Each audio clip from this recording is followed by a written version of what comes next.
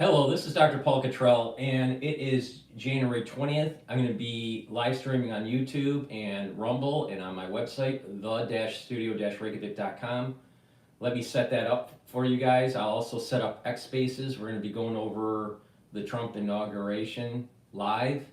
And please help support my work by subscribing to all the channels. I have 4 channels on YouTube, Brighteon, Bitchute, and Rumble. Make sure you subscribe to all of them.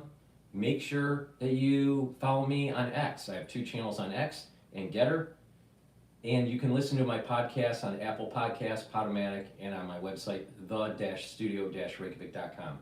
Please help support my work by donating. You can donate on my website through Stripe, PayPal, or buy me a coffee, or be a paid member to my Patreon channel. All the links are in the description of this video. With that said, let's begin with the inauguration.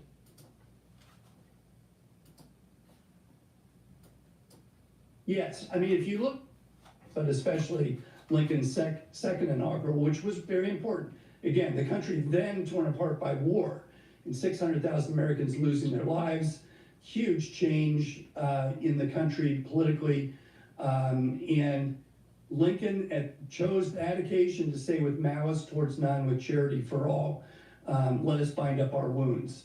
That's the kind of message that you need to have after you've had a rough and tumble time, and especially when you've had such a severe war.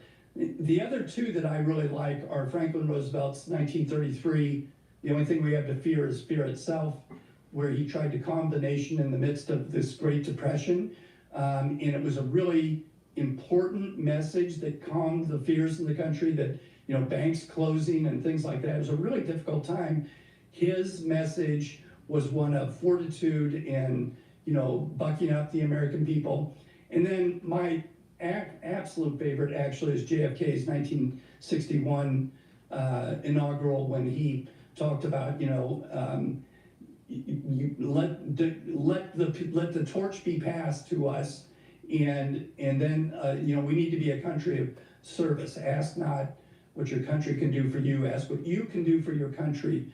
It's a wonderful, beautiful speech, very well put together, beautifully delivered on a day not unlike today. It was about 22 degrees. You can see the breath. And Kennedy got up, no hat, no overcoat, and gave this very stirring speech that is worth watching, and I think considered one of the top 2 or 3 inaugurals. Jim, I also wanted to ask too, because we are in 30 days of mourning as a country in the wake of the death of former President Carter.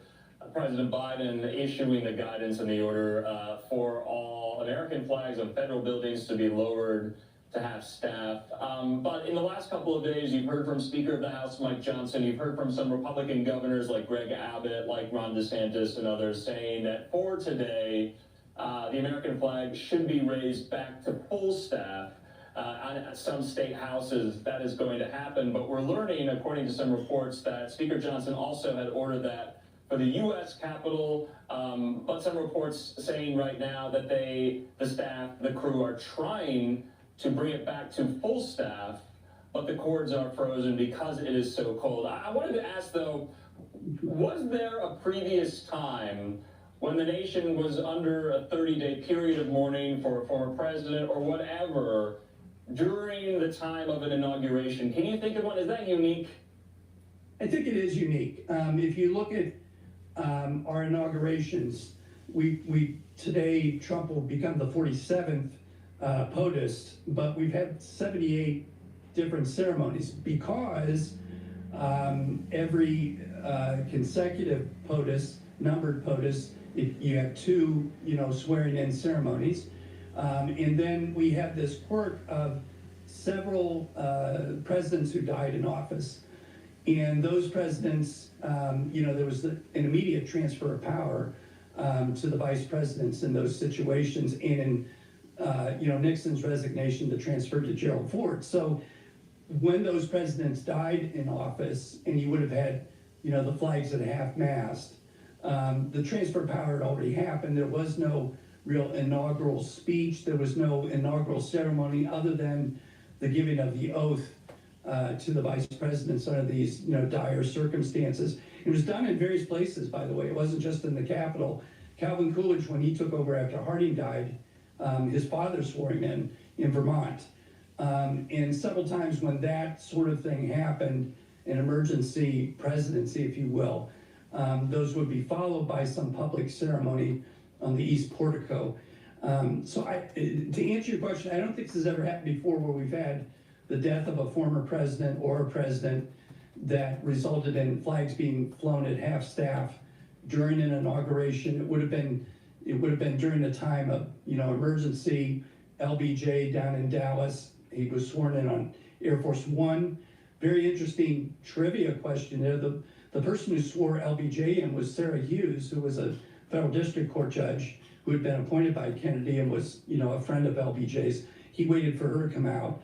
The only woman to ever administer the oath of office. Wow. And so you see that famous scene, which really interesting to me because I wrote in my book, January 1973, that she's the one who administered that oath. She was later the judge who decided Roe v. Wade in the lower court. Wow. And Wade was the guy who was the prosecutor who brought Oswald out, Henry Wade. So kind of a strange quirk. And then Roe v. Wade is issued on January 22, 1973. Later that day, Roe v. Wade is decided in the Supreme Court. And later that day, Lyndon Johnson dies. So there's a lot of real interesting connections to that story. But, I think when you look at where the country is in terms of mourning a president or a former president, I don't think that's ever happened before. And I think that, to me, this issue is one that is not worth much fighting about. It is what it is. And, it's symbolic to some people, so be it. But I think it is the law that you have to keep them at half-staff. And now we're taking a live look as President-elect Trump is arriving at Blair House. This is really just the stepstone, if you will, before he arrives at the Capitol Rotunda. And Jim, you were sharing with us in terms of previous inaugural speeches and previous significant events. As a historian, of course, typically you take a look at the past, but you're also viewing what is happening in real time through that historical lens. And I'm curious for you, when you're taking a look at the historic events unfolding before our very eyes, before the nation, before the world, what are you most focusing on today? Yeah, Stephanie, it's a good question. I think that given what President Biden did this morning, this day will be remembered for pardons. Both the pardons that Biden issued and the pardons that President Trump has said he's going to issue. And we're still not sure whether it's going to be a blanket pardon for everyone who was convicted of January 6th crimes or if it's going to be select. This day is going to be remembered for that.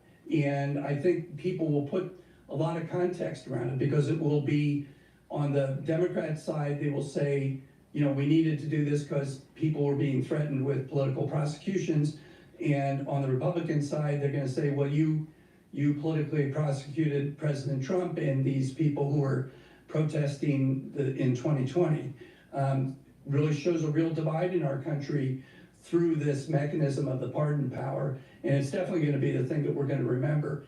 It's interesting that, the people who write these speeches for presidents spend a lot of time looking at the past inaugurals. And it is interesting to go back and look at them. They're real points in time.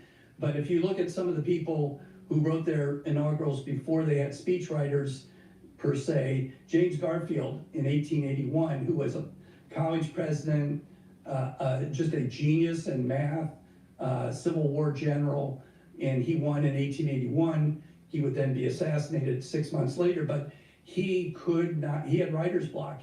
He could not write it out, and he had nightmares about it, and finally he had a dream that kind of provoked him into writing what he was going to write. But it's a really important historical document that sets the nation in a point in time, but it also looks back. Most of these inaugurals reference George Washington in some way or another. Most of them reference the founding fathers. Most of them, like President Reagan, referenced the miracle of the transfer of power, the peaceful transfer of power in this country. And then, of course, they talk about where they are and what they want to do. They don't necessarily talk about, down nitty-gritty policy. It's more principles of where they want to take the nation and what they want to do. That was true of Trump's first inaugural. That was true of Biden's inaugural. This whole idea of talking about broad principles and ways that you want to lead the nation. So it's an important time, an important document, an important marker for our country, and it's worthwhile going back and reading a number of these inaugural addresses to really get a feel for how the country got through very difficult times, how the country got through very good times, and how we progressed and moved forward as a nation. Peter, I just have to start with, and moving forward, we were just sharing with our viewers, Jim, more individuals leaving, departing St. John's Church. We were seeing Barron Trump, obviously the youngest son of President-elect Trump, along with a number of his other family members. And right here, we do see Vice President Kamala Harris and Second Gentleman Doug Emhoff welcoming Vice President-elect J.D. Vance. And so it does appear as though perhaps they're having a conversation. So I did want to raise the audio for our viewers to see what we can hear. Great.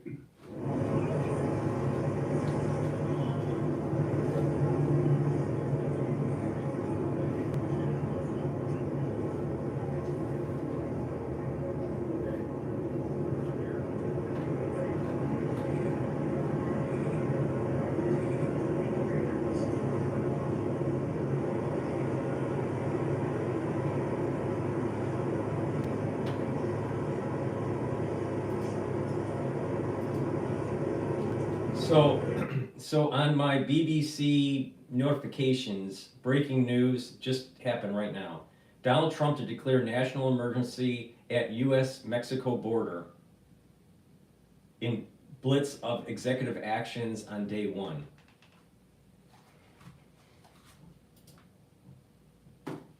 Really mincing words, or anyone for that matter. When we take a look at this exchange, again, history in the making, what do you glean from that? It's interesting to me. We've had very few senators become presidents. John Kennedy was one of them. Barack Obama was one, and Warren Harding was one. Very few people come out of the Senate and become president. A lot of them come from the House. A lot of them are governors like Reagan and Carter. But these two people, J.D. Vance and Kamala Harris, both come out of the Senate tradition, which is a very collegial fight but then get along type of atmosphere. And you could kind of see it in the way they greeted each other. There was grace there on both sides. And I think that that's an important message for the American people, that we can disagree vehemently about policies and about all sorts of things that are really important to us. But at the end of the day, just like those senators have to get along in their legislating for the American people, those two showed that they have Senate blood in them, so to speak, that they both are willing to be collegial and to speak to each other. While we're waiting for the action to begin, please go to my store, the-studio-reykjavik.com, and get the great deodorants that I have. They're made from essential oils from the Himalayas, very high quality. You can get it in peppermint, lavender, tea tree, or in citrus.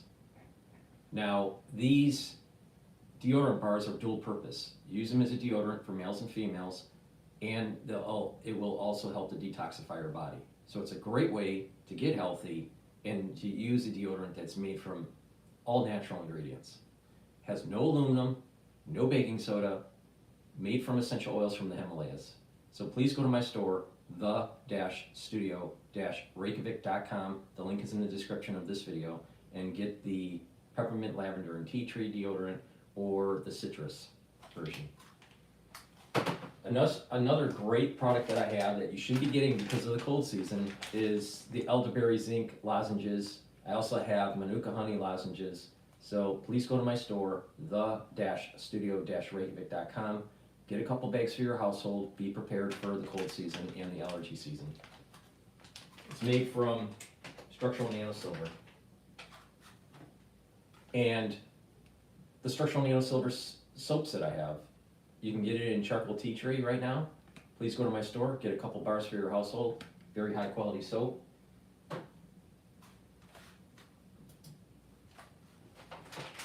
From the Civil War until Warren Harding in 1920, Ohio ruled the presidency. It was Grant, Hayes, Garfield, McKinley, Taft, just a slew of Ohioans. That Ohio became known as the mother of presidents, because many of those people were born in Ohio, but not necessarily like Grant ran from Illinois.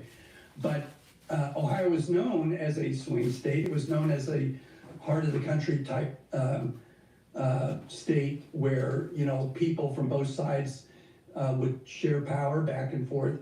It's become very red at this point. It's become very ruby red at this point. The Ohio legislature is supermajority Republican, and we now have 2 Republican senators because Sherrod Brown just lost his re-election campaign. So he came out of that milieu, which is a little bit different from the former Ohio presidents who came out of a milieu where there was more of a give and take in Ohio and a division, pretty equal division in the state. It's why it was a bellwether state for over 100 years. But all of those Ohio presidents were Republicans. They were in the tradition of Lincoln. They were in the tradition of reconstructing the South and so forth. A lot of interesting stories about them. And so J.D. Vance falls into that. I think we've had one vice president who was from Ohio, but it'll be interesting to see what he gets to do, how he's included in the decisions that are made in the next 4 years. Jimmy Carter started the tradition with Mondale of bringing him into the Oval Office and giving him an office in the White House. And consulting with him regularly, and that's been more or less true, but I think it'll be interesting to see. Donald Trump is such a dominant leader, and J.D. Vance has so little experience, relatively speaking. It'll be interesting to see how much he's included and what task he's given, by the president, or if he'll be less of an authority than in the past. So very interesting questions to come.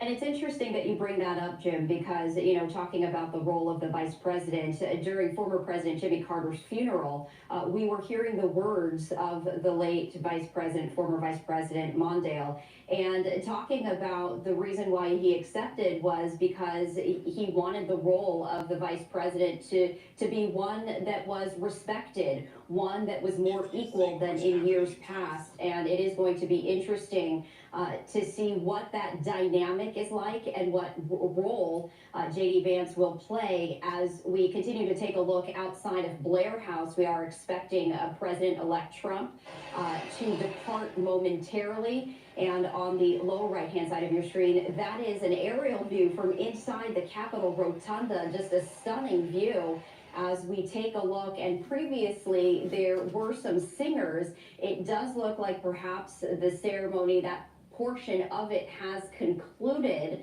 as we do see people exit right there. But just sharing with our viewers the different vantage points as we continue to watch in real time the events unfold. But it is absolutely interesting to see the very beginning, almost, Jim and Andrew, of what is to come in the next 4 years, setting this stage for what is likely to be a very different presidency. And you were mentioning the dynamic and the role, couching that in historical context with previous dynamics and relationships between former presidents and their vice presidents. Andrew, it's definitely going to be interesting to see what unfolds. Yeah. That's so true. I just have to note, we do see Marine One there in front of the Capitol. That's always a very, very cool shot there. Maybe we could take that full. You see the presidential helicopter there in front of the U.S. Capitol. And so we'll see who gets on that. I believe it will take the Bidens away, and then it will also take the Trumps to the White House. But my producers can correct me if I'm wrong on that front. Can we take the shot of Blair House? While we have Jim, can we just talk about the significance of Blair House? From my understanding, it's kind of like the country's guest room, so to speak. What do we know about it? Yeah. What we know is that during the Second World War, when Winston Churchill came to the United States and stayed for weeks on end in the White House with Franklin Roosevelt, Eleanor Roosevelt was not very happy about that. And eventually she said to him, why don't we have Blair House, which had been there, become kind of our guest house for dignitaries who come rather than having them stay in the White House. There are these hilarious stories of Winston Churchill walking around the White House in the middle of the night, and there's one very famous story of him standing up naked in a bathtub that he was in, saying the Prime Minister of England has nothing to hide from the President of the United States. It was just, it was a real annoyance to Eleanor Roosevelt. So Blair House became kind of this very famous place for distinguished guests to stay. But during Truman's time, the White House was literally falling apart. And so they went in, you ought to see some of the pictures of this.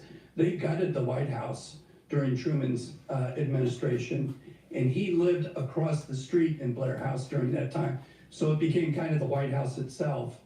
Then they recreated the White House to what it is now. But it was literally, they were worried that it was going to collapse. Because it had been so weakened over time. And during that time when Truman was in the Blair House, there was a Puerto Rican nationalist uprising at the time, and there were several of the Puerto Rican nationalists who got guns, came to Blair House to try to assassinate Truman. They got as far as the guards in front of Blair House. Truman was actually taking a nap inside. Several of the guards were killed, the nationalists were killed. It was a really traumatic incident at that time. But the Blair House goes way back. I mean, the people who stayed there and came over to see Lincoln when he was in the White House is interesting. But it really became what you talked about, Andrew, a kind of let's have our visitors stay in the Blair House as opposed to having them stay in the White House. And as we talk about the Blair House, we are still waiting for President-elect Donald Trump to depart. But this is a live look there at the Capitol, where we were seeing his daughter, Ivanka Trump, arrive along with a number of other family members right there. This is a live look as they already are starting to trickle in inside the Capitol. You see Eric Trump right there as well, walking inside, of course, awaiting for President-elect Trump and Vice President-elect J.D. Vance to arrive. But another, historical moment in the making, Jim and Andrew, as this is really just the second time that the swearing-in ceremony is taking place inside at the Capitol Rotunda because of the weather, the incredibly cold weather. But what's also interesting to note is that there have been very cold swearing-in ceremonies that have taken place outdoor. And Jim, historically, when we're taking a look at the decision-making process when it comes to whether or not to hold an inauguration, traditionally outside or now shifting inside, what is the thought process historically when it comes to determining, the events and where they take place? Good question. Very good question. It gives us a chance to talk about this building too a little bit.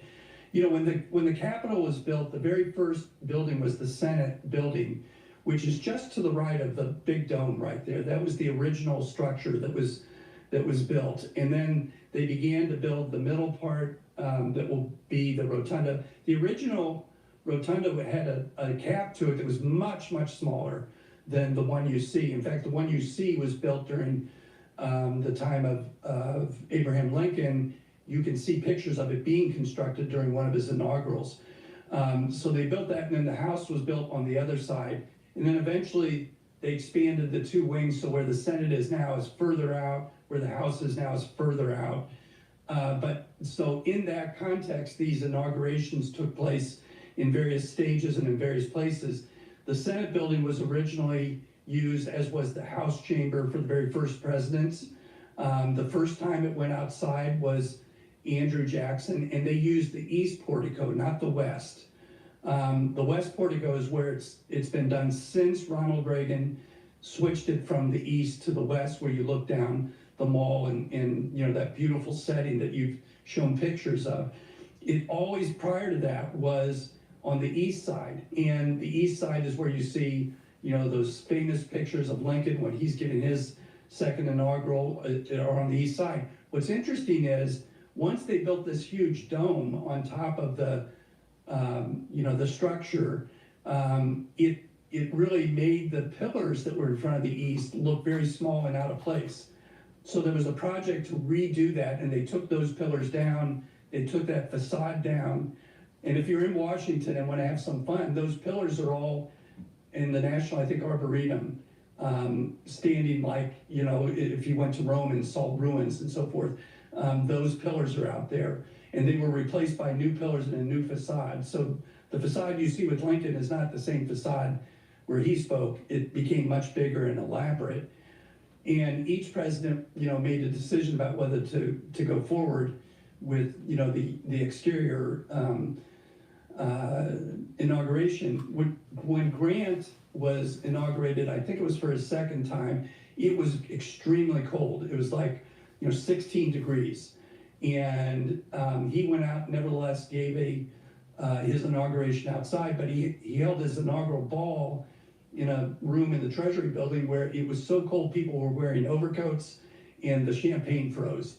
So kind of a famous time there. But, you know, being the Civil War general that he was not going to take it back inside. He held it outside. And then, of course, with Reagan, it was important because by the time you get, you know, to Trump and to Reagan and so forth, you have so many people who show up and who are in danger of having frostbite, or really some bad things can happen in situation in that sort of weather. So I think it was a wise choice to move it inside, just like as it was with President Reagan. But over time, you know, it has been, you know, JFK, it was about the same temperature that it is right now, 22 degrees. He went ahead with it outside, and I think the better idea is to hold it inside, and then you know, to not have people get injured or hurt during an inauguration.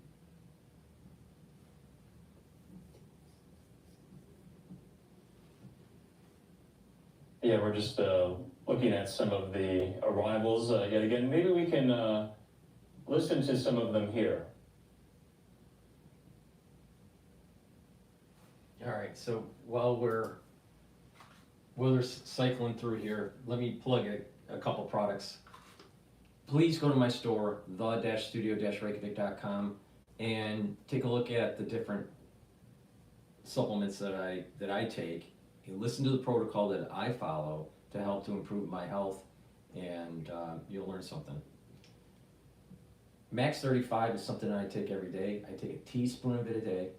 All right, swish in my mouth, gargle, 30 seconds or so, swallow. If you're not feeling well because of the cold season or whatever, take a tablespoon or two a day. All right, same thing, put it in your mouth, swish it around, gargle, 30 seconds or so, swallow. And what that does is it neutralizes the pathogen, and also it will maintain a good mucosal barrier and maintain the health of the epithelial lining. So it's improving your immune system, the barrier for your immune system. We have an innate immune system, and we have an adaptive immune system. And part of the innate immune system is the barrier, the mucosal lining. So it's really important to neutralize the pathogens and to maintain the barrier. And Max 35 does that. So take this every day and improve your health. Boost up that immune system. Another thing that people should be taking on a regular basis is zeolite. You need to detoxify your body. First, start with filtering your water and reducing the amount of processed foods that you eat, and take a look at what's in your garage, what's in your basement, and get rid of some of the harmful chemicals. Paints will degas into the air in your house, and you'll be breathing them, even if it's canned. And different types of cleaning supplies could also be endocrine disruptors. So get rid of those. or put them in a place where they're closed up, where it doesn't slowly degas into the air. And detoxify your body. All right. Now, on the way to detoxify your body is to take this supplement, zeolite. Zeolite is a negatively charged molecule, and it will attach to positively charged heavy metals, toxins, chemicals, forever chemicals that you ingest into your body, either through breathing or swallowing, sometimes even just skin exposure to certain types of chemicals. It'll get into your body. And over time, they accumulate. So you have to detoxify your body on a regular basis. So a great way to do that is to take zeolite. Now, once it binds to the toxin, it will allow you to urinate it out in about 6 to 8 hours. Now, you can do this year-round. Take it every day. Take 2 drops, small little drops underneath your tongue, and drink filtered water, and do that year-round. Or you can detoxify your body once or twice a year. And to do that, you take about 4 or 5 drops underneath your tongue, small drops, drink the filtered water, do that each day until the bottle is done, and do that once or twice a year. It's up to you. But maintenance detoxification and filtering your water and having a better diet and cleaning your environment in your home is a great way to improve your health and reduce the chemical exposure that your body has in just the modern society. So when you're reducing that chemical exposure and you're detoxifying your body, what's going to happen is your endocrine system is going to work better and your immune system is going to work better. So please go to my store, the-studio-reykjavik.com, and get the zeolite.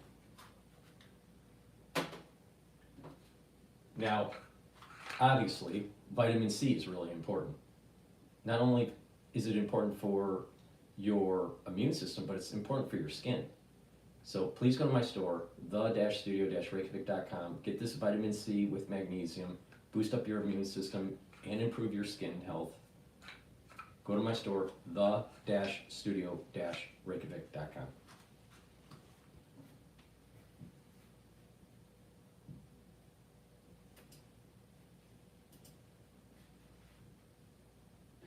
Andrew Jackson had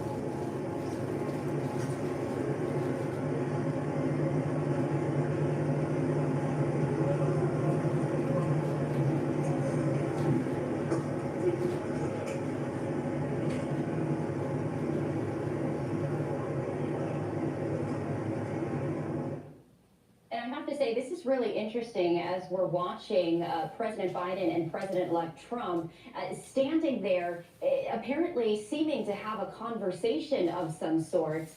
And it's just so interesting to see the interactions, as always, as it was in very contentious battle almost between the two before President Biden announcing that he would step down and step away from running once again for president. But, Jim, when you take a look at that moment, we did this with J.D. Vance, of course, and Vice President Harris. But what do you make of that as they paused right where that photo opportunity was, but to apparently have some sort of conversation?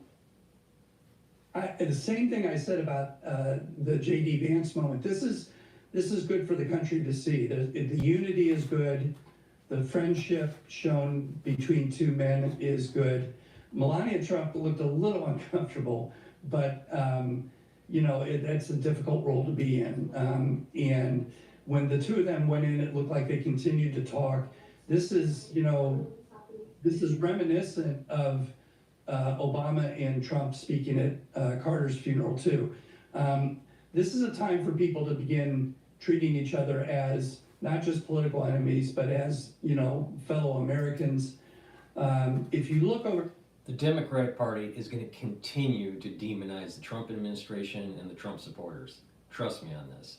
I've opened up X Spaces, so if you would like to do a call-in, that's the purpose of that. The link to my X channel is in the description of the video that's streaming on YouTube and the video that's streaming on Rumble. So get on X Spaces if you want to do a call-in. It's supposed to be interactive.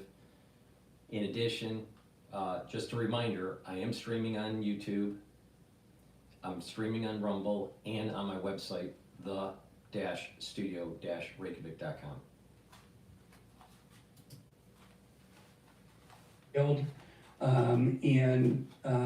He, trying to get it passed, Wilson went out into the country to stump for it, had this severe stroke in Denver, was taken back to the White House, had another very severe stroke, and so he was very disabled at that point.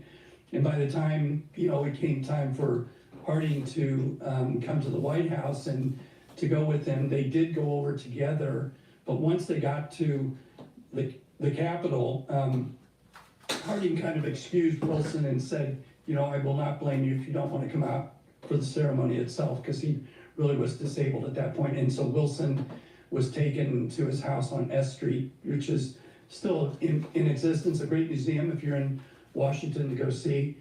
But this transition of power, this thing that Reagan talked about in 1981 as being a miracle, it really is a miracle. And it really is interesting. If you look back at Thomas Jefferson, as I told you, there was a really severe fight between Adams and Jefferson.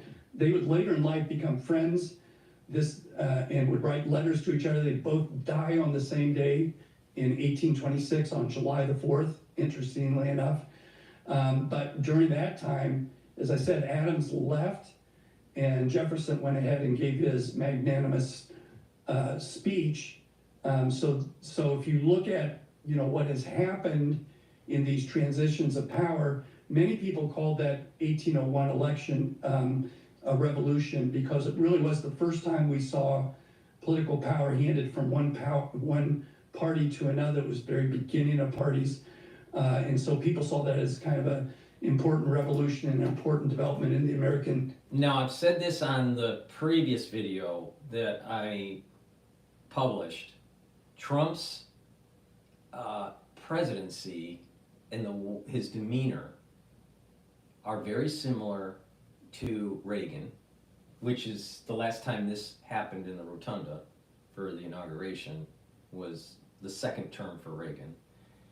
But also there is an element of the Trump persona and presidency, a little bit of JFK going after the deep state, and also there's elements of George Washington in Trump.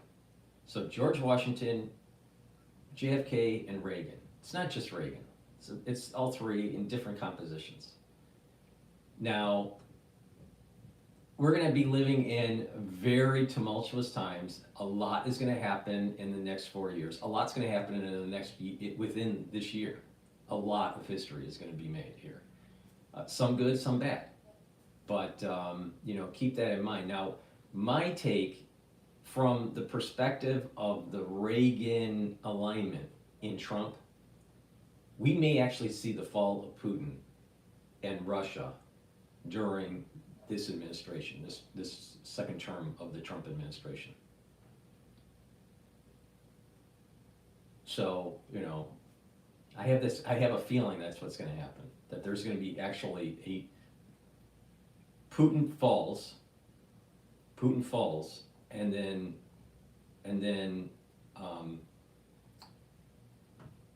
something new comes out of that. I don't think it's, almost like a new federation or a new beginning for Russia starts to take place. It's probably going to be more open market, more, freedom of enterprise and a republic instead of what it's currently. But I wouldn't be surprised that we see the fall of Putin during the Trump administration. Capital One Arena, as of course it is a very chilly day. So unfortunately, the hundreds of thousands of individuals who made the journey to the U.S. Capitol to watch as history unfolds as Donald J. Trump is sworn in as the 47th president. Unfortunately, the outside ceremony not happening, but you can already see that thousands of people are packing inside Capitol Run Arena to watch this via the screens. We also know that Trump will then, after being sworn in as president, make his way inside the arena to deliver additional remarks to those as well. And once again, I do want to bring in my colleague Andrew Kraft as we continue our live coverage here, and you can see that lawmakers, Andrew, are arriving there inside Capitol Hill as arrivals do continue. As we continue to discuss all of this, what are your thoughts as we continue to watch this unfold? Truly historic in nature right there. Yeah, I think it's interesting you're seeing the former speakers of the House there, McCarthy, Boehner, and Gingrich. So that's always interesting to see them kind of commingling together. Of course, Republican political powerhouses, all three of them really in their own right there. But I just want to go back. Our viewers were just watching that really incredible, somewhat tense scene, I think, between the Bidens and the Trumps. And you just kind of have to get into the head of Trump, into the head of Biden. These are longtime political foes. We know that they cannot stand each other. On the surface, yes, they exchanged pleasantries. They had a short conversation. They took the photo here. But the 2020 election and the 2024 election were very hard-fought contests. We know Trump did not even attend the inauguration of Joe Biden. Of course, things look a lot different this time around. And right now, as we speak, they are having tea together in the White House. And that goes to what Jim Romanell was saying, that this is what this day is about, the peaceful transition of power. You set all that aside, no matter how hard it is in your marrow and in your bones, that you might be thinking to yourself, if you're Biden or Trump, or even Harris with Vance, because electoral defeats are very painful, but you put all that aside for today, one day only. And I think that's what Jim was alluding to. That's what this country is all about. That's what makes us unique. He called it, and many have called it, a miracle, so to speak. So I just wanted to note that there. Of course, we know President-elect Trump's relationship with former House Speaker McCarthy. You'll remember, Stephanie, in the wake of the January 6th Capitol attack, mere days, if not weeks afterward,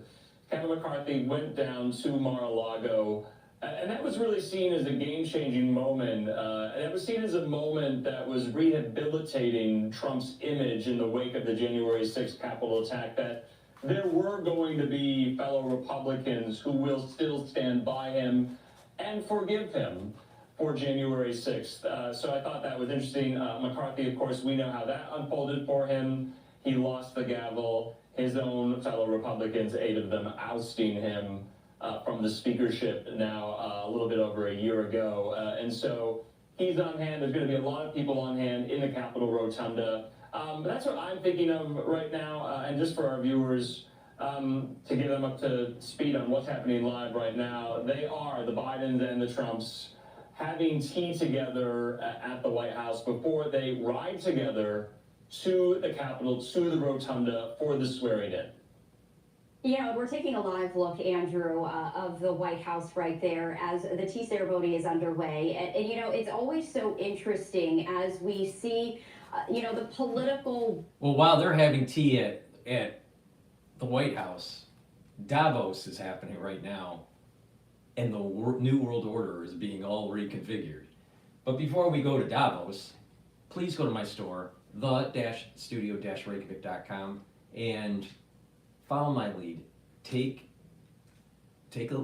Listen to my protocol, what I take to improve my health, all right? Slow down the aging process, boost up my immune system. So, a great supplement to take is vitamin B complex. Vitamin B complex, the first few B vitamins helps with your mitochondrial health. It'll boost up your ATP. That means that you're going to have lots of energy. Really important. Major part of anti-aging and slowing down the aging process and improve your systems is to boost up that energy level. Really important. So the first few B vitamins in this complex helps with your mitochondrial health, boosts the ATP generation, helps with cellular metabolism, and B12 helps to protect your neurons. Really important as you get older. So please follow my lead on this. Take the B complex, improve your neurons, and improve your metabolism, and boost up those energy levels. Really important. Omega-3, help with cardiovascular health, bring down LDL levels, increase your HDL levels. They'll also help to prevent red blood cells from sticking too much. So that means that it will help to prevent clots. In addition, omega-3 helps to calm down systemic inflammation. So please go to my store, the-studio-reykjavik.com, and get the omega-3. Take it every day. It's important to take it every day to help with your cardiovascular system. Resveratrol, it's an antioxidant. It helps to get rid of cells that went into senescence. You want to do that, you want to purge those cells because those cells collect garbage, lipofuscin and toxins. You want to get rid of them. And in tissues that can regenerate, what will happen is your adult stem cells will activate and then start to repopulate the tissues. So what will happen over time, when you repopulate those tissues from your adult stem cells, your telomere lengths on average in the tissue will be longer, and so the age of the cells in that tissue that's been regenerated in your body will actually be younger based on telomere length.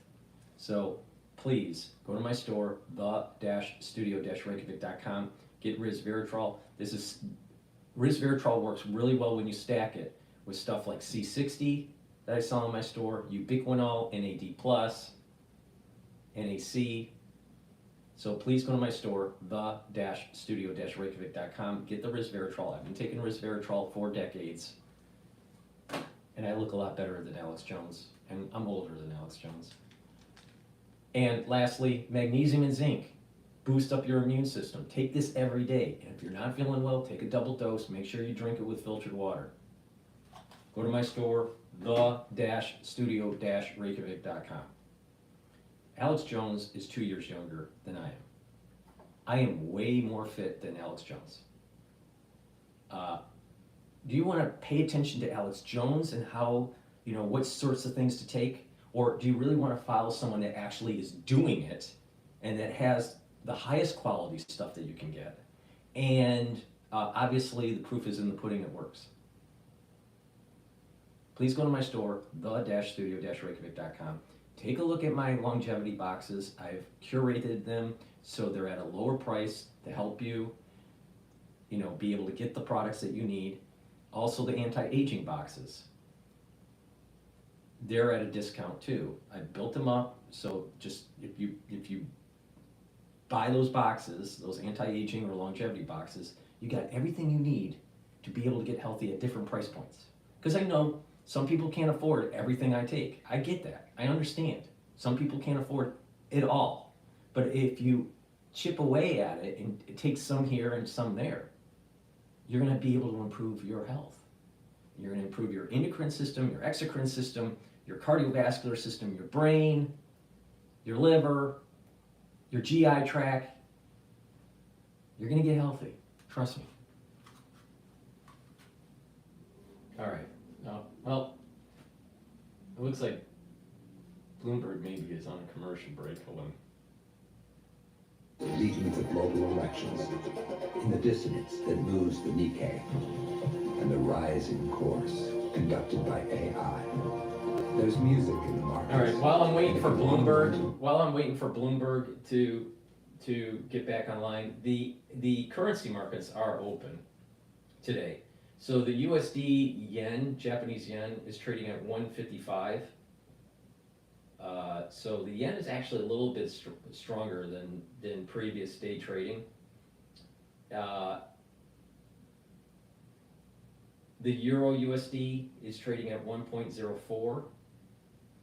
So the Euro is a little bit stronger relative to the USD.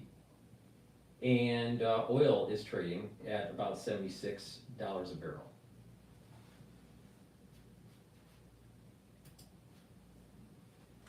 Preeti Gupta in London. We're just hours away from President-elect Donald Trump's inauguration. And with that comes his plan to invoke emergency powers to boost domestic energy production and reverse President Joe Biden's climate change action. So what does that actually mean? Let's get an expert. Bloomberg Senior Executive Editor for Energy and Commodities, Will Kennedy, joins the program. All right, Will, what does that mean? Well, I think a lot of people would say, what emergency? The salient fact about the US oil and gas industry right now is it's producing more than ever before. And in compared to other parts of the world, energy is pretty cheap in America, especially on natural gas, where it's less than a quarter of what it costs in Europe. Energy is relatively abundant. So what's actually going on here? Well, I think what Trump wants to do is to roll back the modest efforts that Biden made towards energy transition and to change the environment in which the oil and gas industry operates. And that means deregulation. That means allowing drilling in some federal lands where Biden had banned it, perhaps rolling back Biden's recent attempts to bar drilling in other parts of the US continental shelf. It's likely to mean ending the moratorium on new LNG projects. So there are small things that this can do to improve the operating environment for oil and gas industry, but it's not going to make an enormous difference to the outlook for oil and gas production in the United States, which is ultimately determined by economics and geology. Let's talk a little bit about the LNG piece as well. You and I are sitting here in London. We know that LNG exports have been rising quite significantly during both administrations, certainly since the onset of the war in Ukraine. Does this make it easier for the U.S. to export LNG to Europe, or is that an infrastructure constraint that still has to be addressed? It's an infrastructure constraint. The Trump administration will address that constraint. It will end the moratorium, as I said, on new plants, but those plants are several years away. It can't do an awful lot in the shorter term to increase that flow. However, I think a lot of European nations may be keen to buy more gas from the US. They are still importing from Russia, which is less than ideal for several reasons, and clearly Trump has said publicly that he wants to export more energy to the rest of the world or risk sanctions, tariffs rather. So there is that quid pro quo in the offing. Ultimately, those decisions are made by companies in Europe, not governments. But I do think that the mood music is likely to be supportive of buying more American gas. Well, how is perhaps that being received in the likes of the Middle East? How is Saudi Arabia, how are other members of OPEC thinking about this, given that the U.S. is already the #1 oil exporter in the world? Well, the most important thing that's happened in the oil market this year has been the impositions in the dying day of the Biden administration, the new sanctions on Russia, which appear to be very material indeed. People are talking of it having an impact of up to 1 million barrels a day, which really would be enough to sort of really alter the balances this year. And that's why we've seen this year's rally in oil prices. So the question for the Middle East, who probably quite like what's happened this year and prices up above 80, is what Trump's outlook is for sanctions on Russia, for sanctions on Iran, and whether he's going to ask them to replace some of those barrels. So those are the equations on oil that people in the Middle East will think about, less about what the US is going to do, which is largely self-sufficient in oil, and more what their foreign policy is going to be towards Russia and Iran.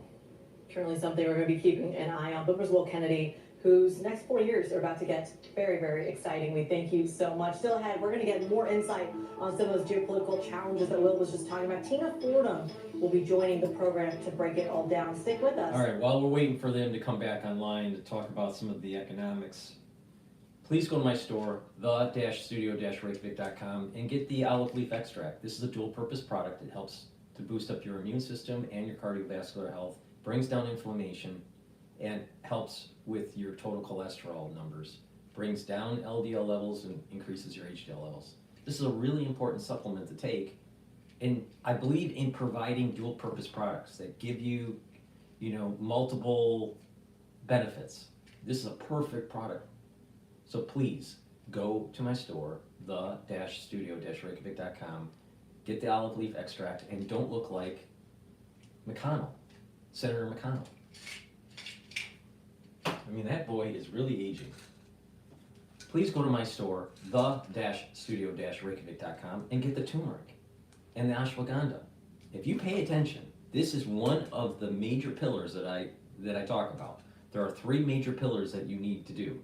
Take structural nanosilver liquids to neutralize pathogens, boost up your immune system. The second pillar, bring down inflammation, chronic inflammation, by taking turmeric and ashwagandha and lignans. And soak up free radicals by taking C60 and other very strong antioxidants. And when you do that, those 3 pillars will improve your health radically. Now you add some other stuff to it, it really supercharges. So pay attention to what I have to say. This is one of the pillars. So take the ashwagandha and the turmeric together. It's dual purpose. It'll help boost up your immune system and help with your cardiovascular system. How? Turmeric is an antioxidant, so it's going to soak up free radicals. Turmeric also brings down pro-inflammatory cytokines. So it's going to calm down chronic inflammation. Ashwagandha root controls glucose levels and cortisol levels, brings them down. People that are chronically inflamed, they have very high cortisol levels. People that have too high of cortisol levels, they also have an increase in their glucose count. In addition, people have diabetes in the United States. It's a very common disease. To control diabetes, guess what? Taking ashwagandha will actually help to control those blood glucose levels. So when you bring these 2 together, you're actually bringing down inflammation. And when you're bringing down inflammation, then what you're doing is you're helping your immune system, because chronic inflammation is immunosuppressive. Chronic inflammation is immunosuppressive. By bringing it down, your immune system gets re-energized. When you bring down that inflammation. And by bringing down inflammation, you're also reducing the chances of your vascular system being inflamed, causing new plaque to be formed. So please, follow my advice. This is a dual purpose. Take the turmeric and the ashwagandha, boost up your immune system, and help with your cardiovascular system. I bet that Alex Jones doesn't know that. I bet he couldn't explain it. Lignans, again, a very strong antioxidant, but it's a dual purpose. It's an antioxidant that brings down inflammation. It helps the immune system and your endocrine system. It's for males and females. And guess what? A lot of people have problems with their immune system since we went through the crisis that we went through in 2020. It's really important to improve your immune system. But independent of what happened in 2020, Americans are unhealthy because of the chronic inflammation that they have. By taking lignans, it's a powder, you mix it with food, or mix it with hummus or soft foods like yogurt, or just mix it with filtered water. But taking this every day, it's a dual purpose. It's going to help with your immune system, but also by bringing down chronic inflammation, you're going to be helping other systems in your body, like your GI and like your cardiovascular system. So please go to my store, the-studio-reykjavik.com, get the lignans. It stacks really well with the turmeric and the ashwagandha. Like I said, there are 3 pillars: structural nanosilver liquids to neutralize pathogens, the bring down inflammation by taking turmeric, ashwagandha, and lignans, and soak up free radicals with C60 and other strong antioxidants. That's a very powerful combo to be able to get healthy. So please go to my store, the-studio-reykjavik.com, and get the lignans. I'm the most comprehensive, and I'm telling you exactly what I do on a daily basis to improve my immune system, to improve my other systems, and slow down the aging process and have more vitality. I'm the most comprehensive. All right, let's go back to Bloomberg. You'd say a weapon of economic policy is something that's been with us for some time, and we've been tracking this in our research. But it is going to be on steroids, we think, in the second Trump administration. Tina, it's an interesting day to have this conversation simply because we are now getting reporting, first reported by the Wall Street Journal that Bloomberg has now followed here, talking about that Donald Trump will not unveil China-specific tariffs on his first day in office as the incoming administration starts, instead calling for a study from federal agencies in terms of the ripple effects. Let's take the tariff conversation outside of China, though. Are there other regions that perhaps may have a more inflationary ripple effect back into the States? Mexico. Well, I mean, being based in Europe, Kriti, there's huge concern that the double whammy of tariffs against the UK and EU member states, on top of demands for higher defense spending, is going to really cause a lot of political risks here. And so, there's a huge concern. You can see this in the public opinion data as well, about the extent to which a Trump administration is going to make Europe's challenges even worse. And then there are, of course, America's neighbors, Canada and Mexico, both on the sharp end of tariffs. And that's what's so surprising for the historic U.S. allies about what this administration has talked about, using tariffs against allies. Well, the tariffs against allies, specifically the steel tariffs, I think maybe what you're referencing, under the Biden administration, the steel tariffs with the EU have now become quotas. Tina, has there been some thought or market analysis in terms of the use of quotas relative to actual tariffs, in terms of how investors and market recipients interpret that? I think what we hear from our clients, from CEOs and from investors, is a kind of a sense of confusion about how these tariffs will be applied. So I'm not sure that there's a systematic sense of how to interpret them. I mean, Europe is bracing itself. There's a preemptive kind of anticipation. For example, the European Union has offered to buy more US gas in an effort to sort of head these off. And this speaks to the extent to which tariffs are a negotiating tool, and also the possibility that asks of the Trump administration from allies can be mixed. In other words, if you buy more US gas, will you be under less pressure on defense spending? No one is really clear. In the case of Mexico, it's understood that it's more about the border and fentanyl, likewise Canada, but I think it not being clear is sort of part of the plan. Certainly something we're going to be keeping a close eye on. Already we've seen ripple effects and market reaction to Canada, to Mexico, and the topics you just suggested. Tina Fordham of Fordham Global Foresights, we thank you so much for coming on and talking about that ripple effect on the tariff story. She was just talking about the Canada-Mexico story. There's plenty of others as well. The EU, as she was talking about, that kind of almost seesaw effect, weighing the two sides of LNG exports versus NATO defense spending. You've got China, you have India as well, which may also be dealing with some protectionism there as well. Not to mention all of South America, which is just ain't the Mercosur trade deal with the EU. There are ripple effects, there are changing places in all of that. We're going to have live analysis for you right here on Bloomberg Television. Coming up on the program, though, Baird's Ross Mayfield on the Fed's rush to... All right, just a reminder for the ones that are watching on YouTube, I have X Spaces opened up for a call-in. If you would like to do a call-in, you just request before, you know, the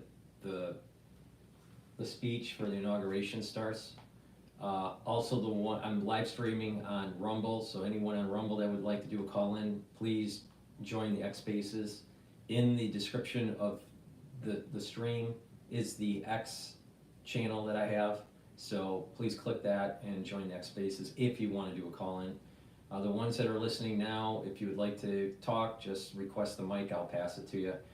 But before I do that, please help support my work by going to my website, the-studio-reykjavik.com, and getting the products that I offer. These are products that I use.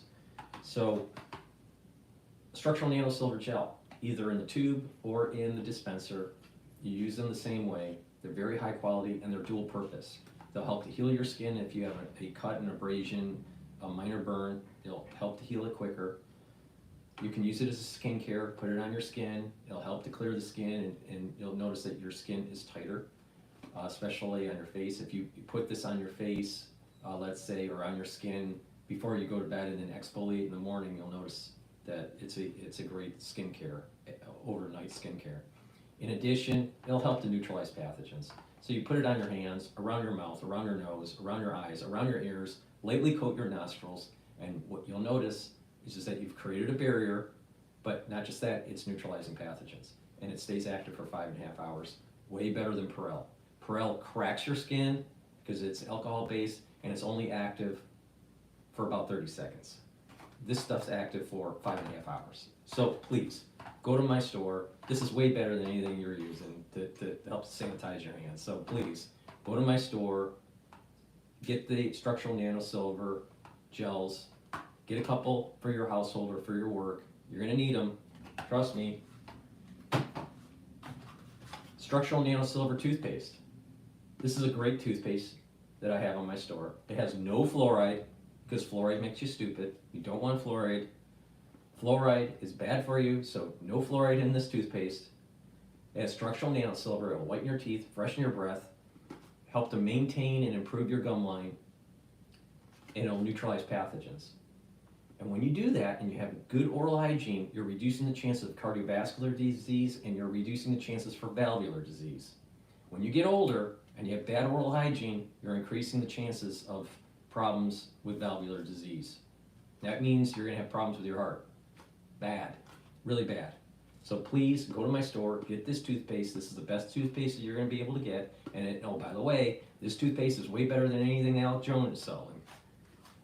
So please go to my store, get a few tubes of that for your household. It's the best stuff that you can buy.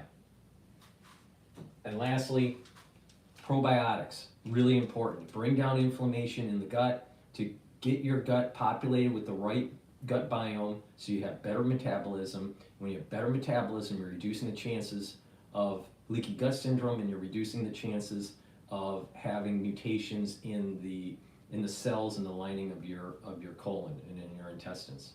And when you are reducing the chances of having mutations, you're reducing the chances of having cancers, all right? So gut biome is really important. A good gut biome will improve your skin, your hair, your nails. In addition, a good gut biome is going to improve your metabolism and the communication between your gut and your liver. Your liver health is connected to your gut. All right, your liver is really important as a detoxification organ. In addition, you can reduce depression and you can reduce depression by having a good gut biome, and with a good gut biome, you can increase your mental clarity. People that have bad gut, they don't realize that there's a communication between your gut and your brain and your gut and your liver. So please, follow my advice, improve your gut biome by taking a good probiotic. Now I have it in a powdered form. This is the one that I take every day. I mix it with hummus, but you can mix it with other soft foods like yogurt, or just mix it with filtered water. Some people do that, or just put it on the food that they're eating during breakfast. Or you can take the veggie cap version. You know, it depends on, if you're making smoothies or not, or if you're, if you prefer just to use a veggie cap version of it. But both are very high quality. Take it every day to improve your gut biome and improve your health. And by improving, when you're improving your gut and you're improving your mental clarity, you're also improving your sleep and you're improving your energy levels. So lots of things improve. So a good gut biome is really important. All right, let's go back to Bloomberg. Yeah, I think that's what's kind of interesting about our current moment, right? A lot of it is just tied to the personality of Donald Trump. And it just so happens that both of those are Trump traits right now. And I think you can almost say the same about both, in that they're both momentum assets. They're both where, if you kind of compare it to some fundamentals, of course people will say there's no fundamentals in Bitcoin, but they can kind of seem pretty stretched. And so the question here is, does that mean that, as soon as we get any indication on the contrary, we're going to see a pretty quick sell-off? And I think we're seeing a little bit of that in the dollar today. They're certainly giving a little bit of a boost to the euro and the pound. 104.03 on euro dollar. Cable at 122.95. 92. Justina Lee, a pleasure to have you on the program. We thank you so much. Of course, walking us through some of the market story. We are now getting live images, of course, from the White House as well. We are awaiting Joe Biden and Donald Trump to leave the White House and head over to Capitol Hill. At the moment, we had just seen Melania Trump and Joe Biden leave. Now we're seeing Kamala Harris and J.D. Vance also board the car and head over to the Capitol Hill building as well. Next up, we of course believe it will be Donald Trump and Joe Biden. They're getting ready for that indoor Capitol Hill inauguration to make Donald Trump the 47th president of the United States, kickstarting his second term in office. Let's look at a little bit more analysis here in terms of what the markets are going to be thinking around this. Baird investment strategy analyst Ross Mayfield joins the program now. Ross, you picked a hell of a day to be here. We thank you so much, especially on a day off when the markets are closed over in the States.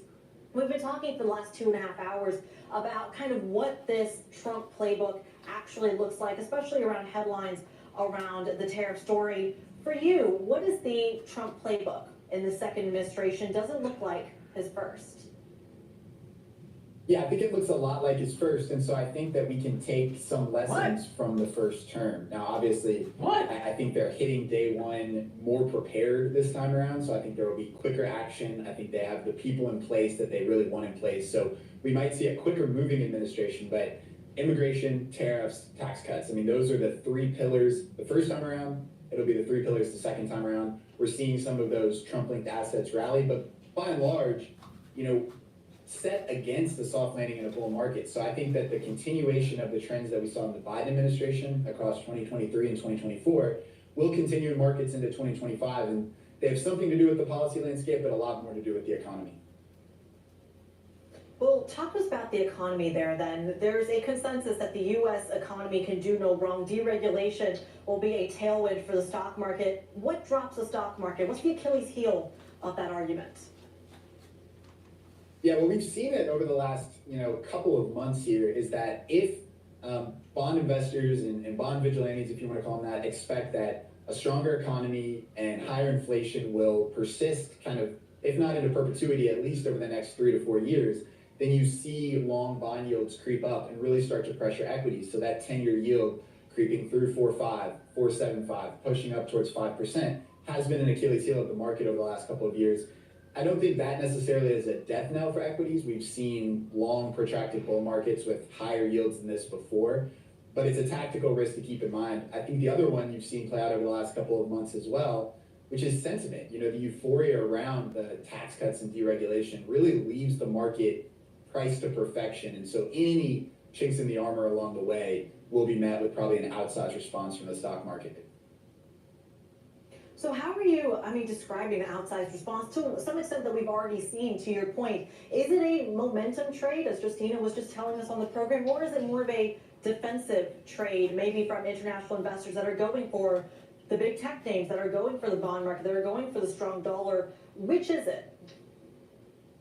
Yeah, I think it's a little bit of both. The very unique thing about the Mag 7, the big tech companies in the US right now is that they're both cash rich, low debt. They're not very rate sensitive. They have these big wide moats and a lot of different businesses. They're very monopolistic or oligopolistic. But they also are linked to some of the biggest secular growth themes that we see in the market today. So, it's definitely like a sign of the top to be calling it the best of both worlds. But I do think that there are some people who are investing in the growth stories here in the US, which is where the AI trade, quantum, whatever you want to call it, but also are seeking the refuge of, a strong dollar, of US treasuries, because there is so much, policy, tariff, trade uncertainty on the horizon. So I think it's kind of a barbell. It's a little bit of both on both ends of the spectrum here. There's certainly still plenty of momentum. The market, despite the recent weakness, is still in an uptrend. So there's plenty of investors on the sidelines that still have a chance to get into this bull market. I think we're seeing that now. Ross, talk to us about what the hedge is in that situation. So many international investors would say hopping into American assets is actually the hedge. And Ross, I'm actually going to put that thought on pause for a moment, because we are now seeing the doors of the White House open, and you are seeing both Donald Trump and Joe Biden exit the White House in what is a truly historic moment. They are headed for Capitol Hill, where Donald Trump will be inaugurated as the 47th president of the United States, in a tradition that goes back generations, where the current president is going to be escorting the new president-elect to Capitol Hill for that peaceful transition of power, something both Kamala Harris and Joe Biden have underscored at this moment. Those are the live images that you are seeing out of the White House. Remember, this comes after they've already attended a morning service at St. John's Church and are now, like I said, headed to Capitol Hill, where a slew of people are waiting for them for an indoors inauguration, I believe the first in quite some time. We'll bring you live images of that as they enter the Capitol Hill building, again, for this very historic moment. Ross, I'm going to bring you back into the conversation for a final one, if you will, talking about that hedge, where so many international investors are looking to the U.S. as that potential hedge. How does a U.S. investor hedge their own exposure? It's a great question. It's the right question to ask. I think one thing that you've seen in this bull market in equities is a rally in gold alongside it. Usually you don't see those two things acting in conjunction. I think that a lot of people are looking outside of the traditional monetary system, whether it is something like cryptocurrency or gold, as a bit of a hedge, you know, both against what you're talking about and also just against the broader geopolitical uncertainty, you know, that we're seeing in the market, or that we can maybe expect from a Trump 2.0 administration. I think that it is, from a sentiment perspective, you know, it's hard to find a time where people are as bearish on international investing in the U.S. as they are today. Strong dollar, you know, relative economic strength here in the U.S. I do think that people shouldn't give up on international investing. I think that that can act as a hedge against, you know, some of the idiosyncratic risks to U.S. markets. I wouldn't give up on it just now. This is the time when a lot of people are throwing in the towel. Listen to DrPaulCottrell. All right, America's back. Don't be investing in international markets. Trust me on this. In the long term, you're going to be better off in U.S. markets than international markets. U.S. stocks. Don't try to play this invest in Asia or invest in Europe crap. Now, if you want international exposure, then maybe the currency markets. But I'll tell you, with the Trump administration, it's going to be America first, and America is moving. I suspect there is going to be an expansion in economic growth during the Trump administration for the United States. And even if there is world war, the amount of money that is going to be pumped into the war machine in the United States is going to be astronomical. So it's just better off to have very high exposure to U.S. markets. Don't think that you're going to try to be smart and try to bet more higher yield in international markets, because you're going to fail, because it'll be volatile. It'll be volatile. Well, it's a safer bet in the United States. Okay, so while they're on commercial, let me plug some products here. You know, because I have so many products, that's the reason why I have to plug so much. You know, and I tell you how to stack this stuff, so it's important to improve your health. Digestive enzyme complex helps to reduce the load on your pancreas. Guess what? When you get 40 plus years of age, you got to reduce the load on your pancreas. Now, the pancreas does a lot of things. It helps to produce insulin, and it produces, you know, lots of signaling molecules, but also enzymes. So digestive enzyme complex can break up carbohydrates, proteins, and lipids, reduce the load on your pancreas. But also, if you're an athlete, young or older, taking digestive enzyme complex is going to help to fuel your body and for your recovery. So please take this digestive enzyme complex, break up those carbohydrates, lipids, and proteins. But also, this has bromelain in it.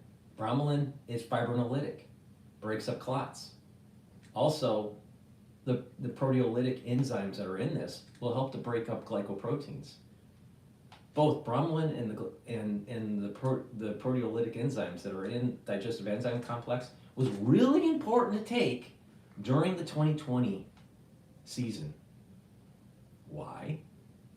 Because it breaks up spikes and it prevents clots. If you were paying attention to what I was saying, I was telling you guys for a long time to take digestive enzyme complex. pay attention to me.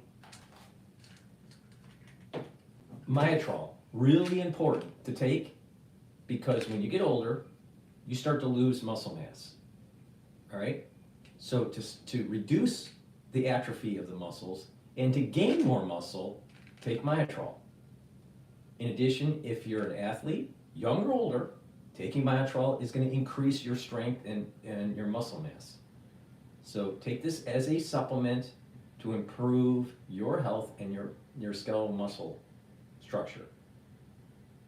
This has flavonoids, lignans, and polyphenols to help produce more muscle. So please go to my store, take the Myotrol every day, and do some resistance training. And you'll be gaining some muscle. You'll be gaining a lot of muscle. Ubiquinol, the best bioavailable CoQ10 that you can get. CoQ10 and ubiquinol is really important to boost up energy levels, to improve the mitochondrial health. It's an antioxidant, so it's synergistic with C60, soak up those free radicals, and it's neuroprotective. It helps with your neurons. Taking ubiquinol on a daily basis is going to help with your nervous system. That's really important when you get older. Did you notice Rich McConnell, the way he was walking in with his wife? He has gait issues. Now, guess what? You want to reduce gait problems when you get older? Start paying attention when you take ubiquinol and NAD+. Nattokinase, really important for cardiovascular health. Nattokinase will help to prevent clotting, right? It'll break up clots because it's fibrinolytic. Nattokinase will also lower your LDL levels and increase your HDL levels, so it'll help with your cardiovascular system. I've added nattokinase to my stack, for cardiovascular health. This is synergistic with omega-3 and olive leaf extract to help with your cardiovascular health. And it's also synergistic with turmeric and ashwagandha and C60 if you pay attention to the longevity cardiovascular health box that I have. So those are great ways to improve your health. So please go to my store, get the nattokinase, the ubiquinol, the best bioavailable CoQ10 that you can get on my store. Myotrol, build up muscle if you're an athlete or if you're older, and digestive enzyme complex, reduce the load on your pancreas. Let's get a little bit more insight from Swan Bitcoin CEO Corey Klickstein joining the program. Corey, a pleasure to have you on the program, a historic day to have you on the program. If you can, just walk us through the narrative behind crypto right now. How does it get to 106,000?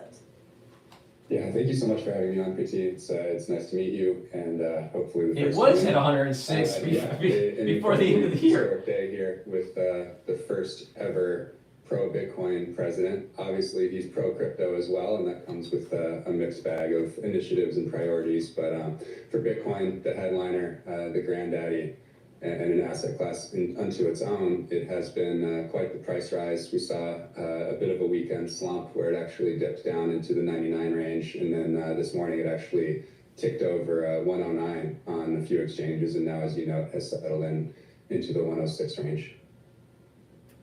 Well, Corey, under the Trump administration, Bitcoin's going to go up. Is there economic rationale for it? No, it's 100% behavioral finance.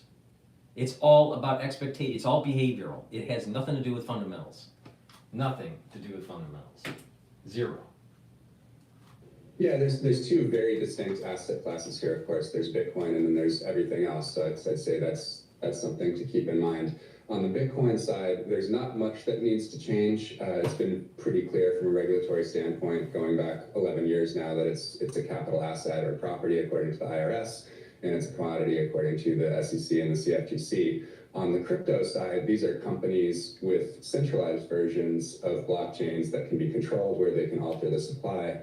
And you should think about them much more like venture capital bets on companies actually doing something. There's now a new subcategory which has gained a lot of notoriety in the last day, which is just meme coins, which don't pretend to be doing anything on the technology side and are purely just sentiment-based coins that people can bet on if they think other people will bet on them too. And that's what we saw with the launch of the Trump coin and the Melania coin in the last couple of days.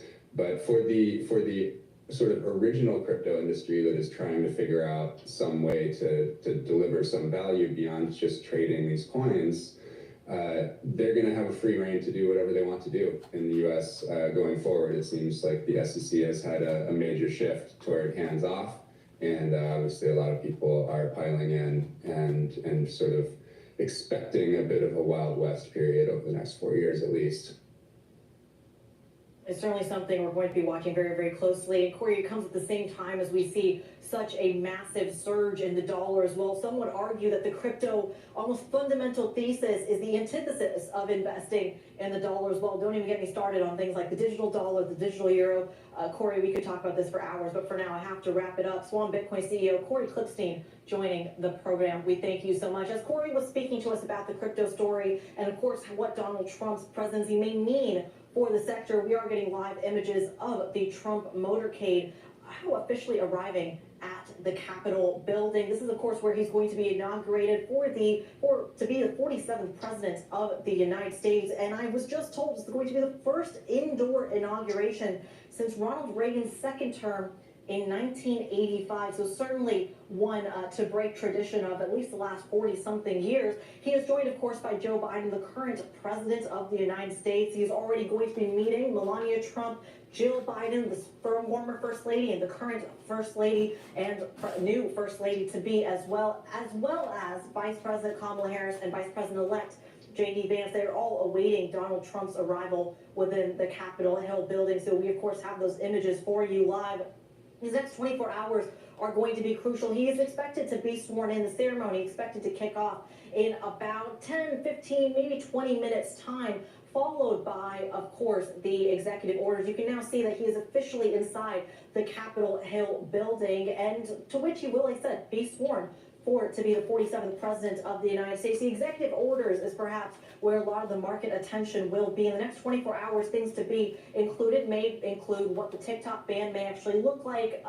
Remember, he already talked about a 90-day extension for TikTok. He's also talked about declaring a national energy emergency in a bid to help deregulate some of the pieces of the energy infrastructure. We were just talking with our senior executive editor, Will Kennedy, about that as well. Let me drop into live now and see what they have to say about the coverage here.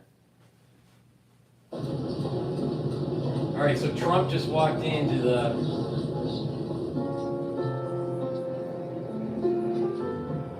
Congress here. And there we saw President Biden and President-elect Donald Trump arriving at the Capitol. We see Elon Musk there, Andrew, just one of the tech titans, as you know, we were discussing. Right. As we await the official swearing-in ceremony, there is Melania Trump right there. First Lady Jill Biden, Second Gentleman Doug Emhoff, and others as they continue to make their way inside the rotunda for that actual swearing-in ceremony. Yeah, interesting. The Vances seem to be kind of trailing behind, leading the pack from behind, so to speak. I thought that was interesting there. You see J.D. Vance and Usha Vance coming into the rotunda there. Biden and Trump kind of walking somewhat stone-faced there. Biden. You know, the thing that I have with J.D. Vance, I'm sure he's competent, but I just don't see the gravitas. I just don't see, like, the leadership. When you're doing the compare and contrast, the leadership skills there for Trump are, off the charts. So maybe that's the reason why I have the feeling I have with J.D. Vance. It's just that he's not of an equal status to Trump. But I'm not that impressed with J.D. Vance. Just not. Never have been.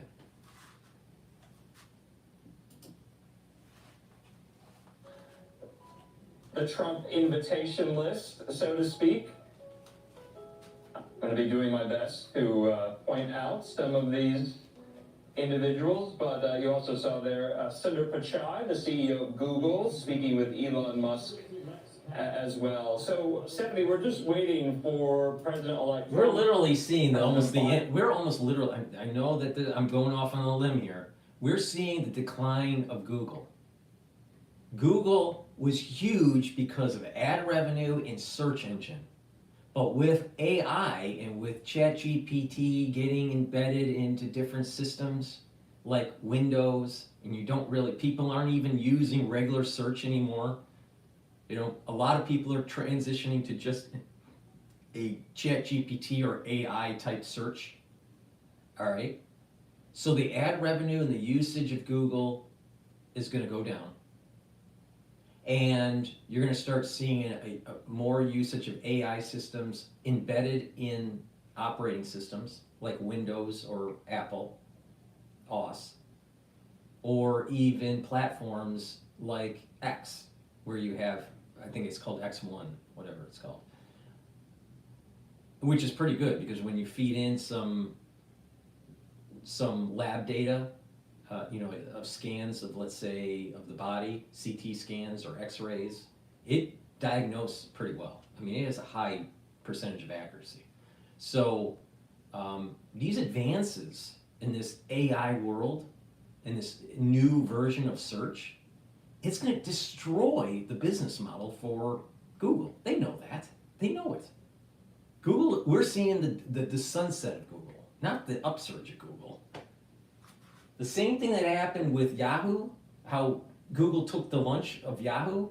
Well, X and systems that have embedded some sort of AI model in their system for search is going to take the lunch from Google.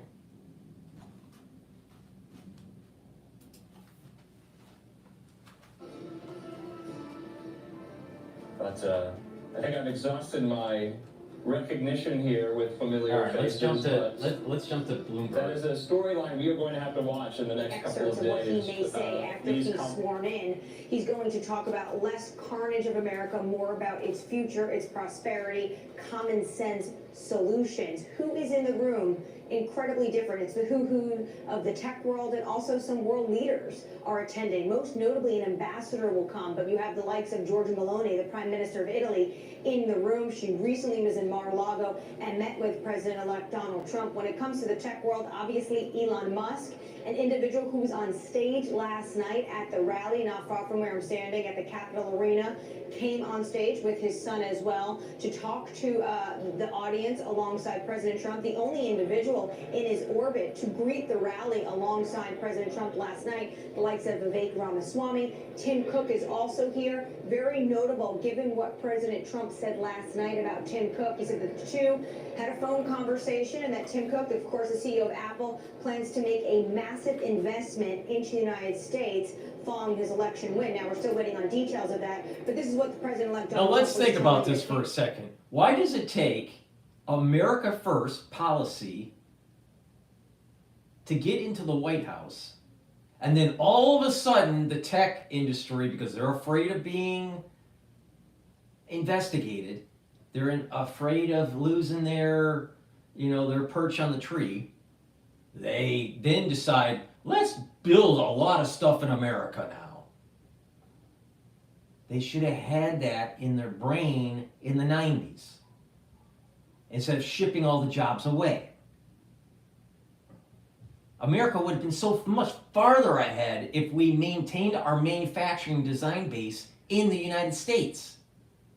But you had people on Bloomberg that wanted globalization, and guess what? People bought into it, and they shipped their money overseas, and they put their money into companies through FDI, and people moved to international markets to try to get 10 or 15% per year, and then guess what? We built up our enemy called China, or China. And now, guess what? Within 1,000 days, it's possible and probable that we're going to go to war with China over Taiwan. In 1,000 days. because we had people pushing globalization. Now, Tim Cook makes a lot of money. Tim Cook, I think, is a billionaire already. I could be wrong, but I think he's a billionaire now. All right, with all the stock options and all this, with all of the investment in Apple and his compensational package, Tim Cook is a billionaire. But yet, he made a lot of that money by making sure that products weren't made overseas.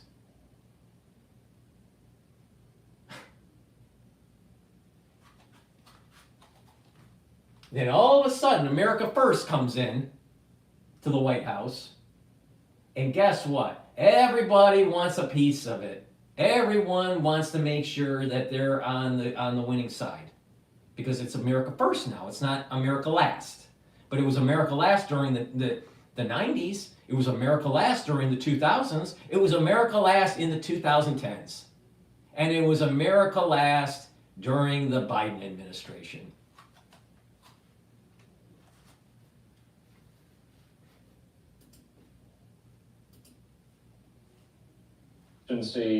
Also, it's notable because a lot of those tech titans, Stephanie, well, they were donors to the inaugural committee.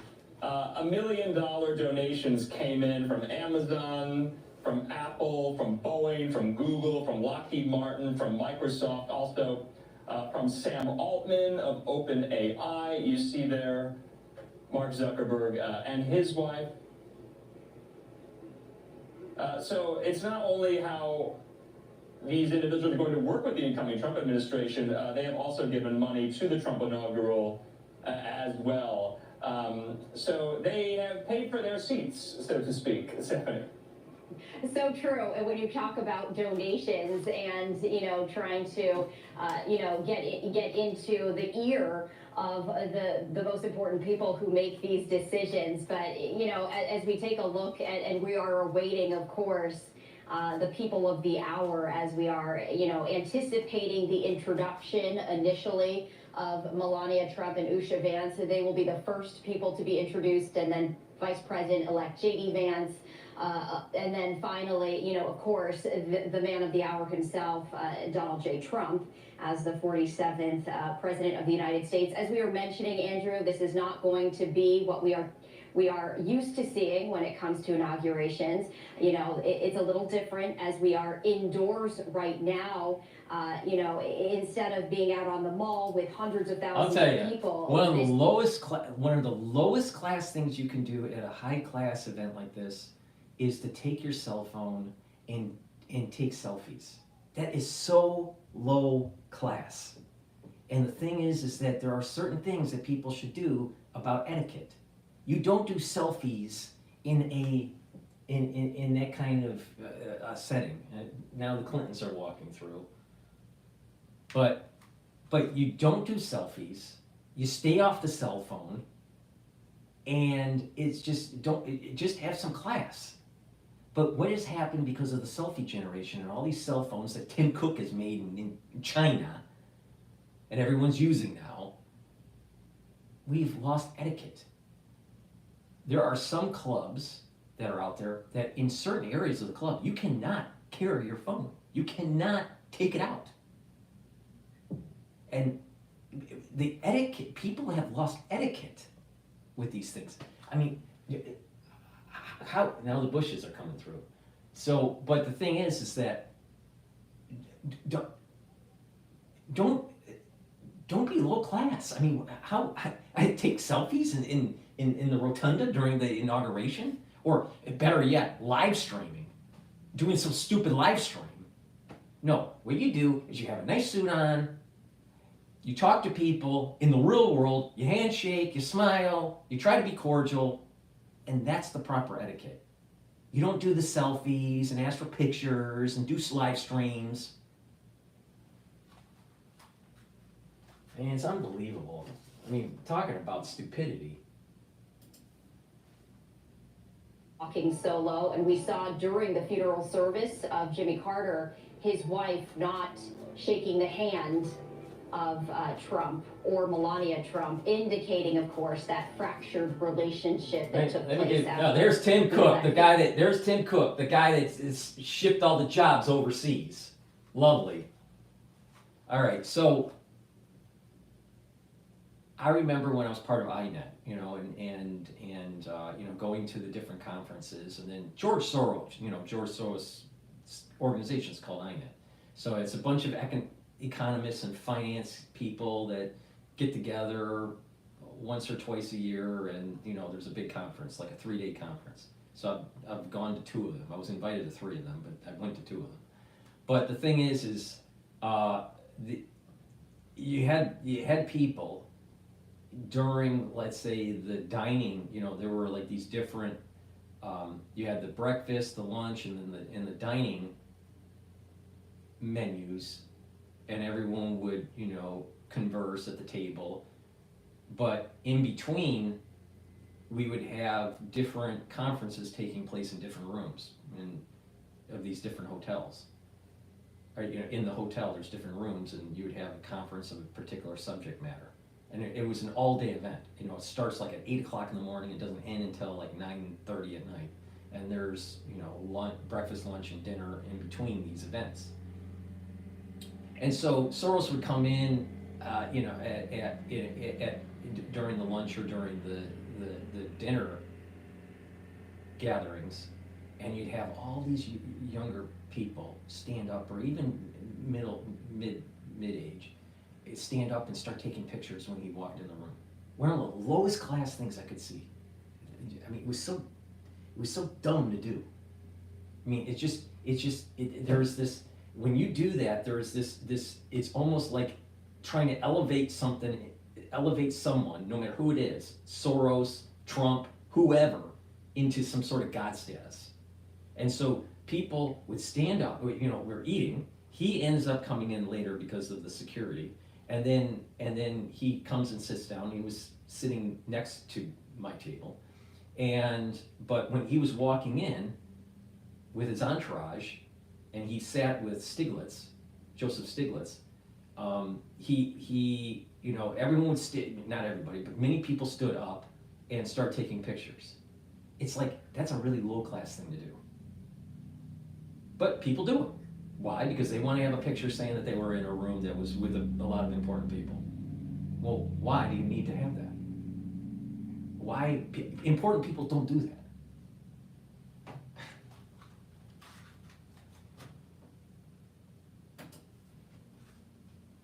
And Senate Majority Leader Thune and Senator Klobuchar, they will be introduced as well. And then finally, President-elect Donald Trump will be introduced. That really begins, you know, the official, the call to order, which Senator Klobuchar will issue. And then the swearing-in ceremony begins also, and different perhaps from President-elect Trump's first swearing-in ceremony. You know, who is going to be performing? Carrie Underwood is set to perform America the Beautiful. And then after that, that is when J.D. Vance will be sworn in as vice president, and finally Trump sworn in as the 47th president of the United States. But just wanted, I mean, we can see the justices right there. I did want to raise the audio so we can continue to listen in.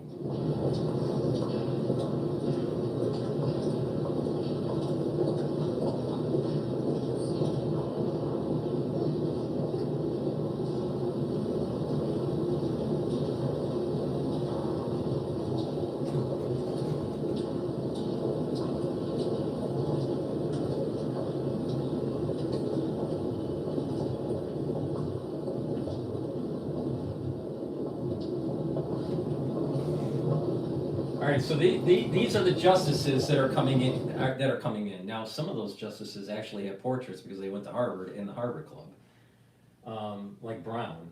But this Connie Barrett,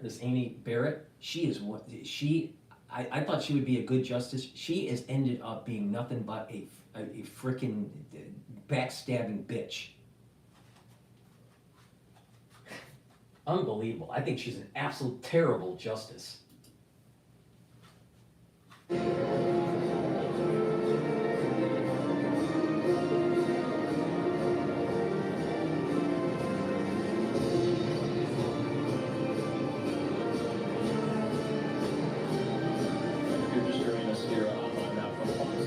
Here with my colleague Stephanie Quinu. I want to thank everyone for being with us. We're just a little past the 10 a.m. Eastern hour. Stephanie, to your point, we just saw the justices of the Supreme Court. I believe all 9 of them in attendance, but also I spotted there former Justice Stephen Breyer, who retired during the Biden presidency, and that is how we got Justice Ketanji Brown Jackson, the first African-American female on the court there. So Breyer in attendance, which I thought was interesting.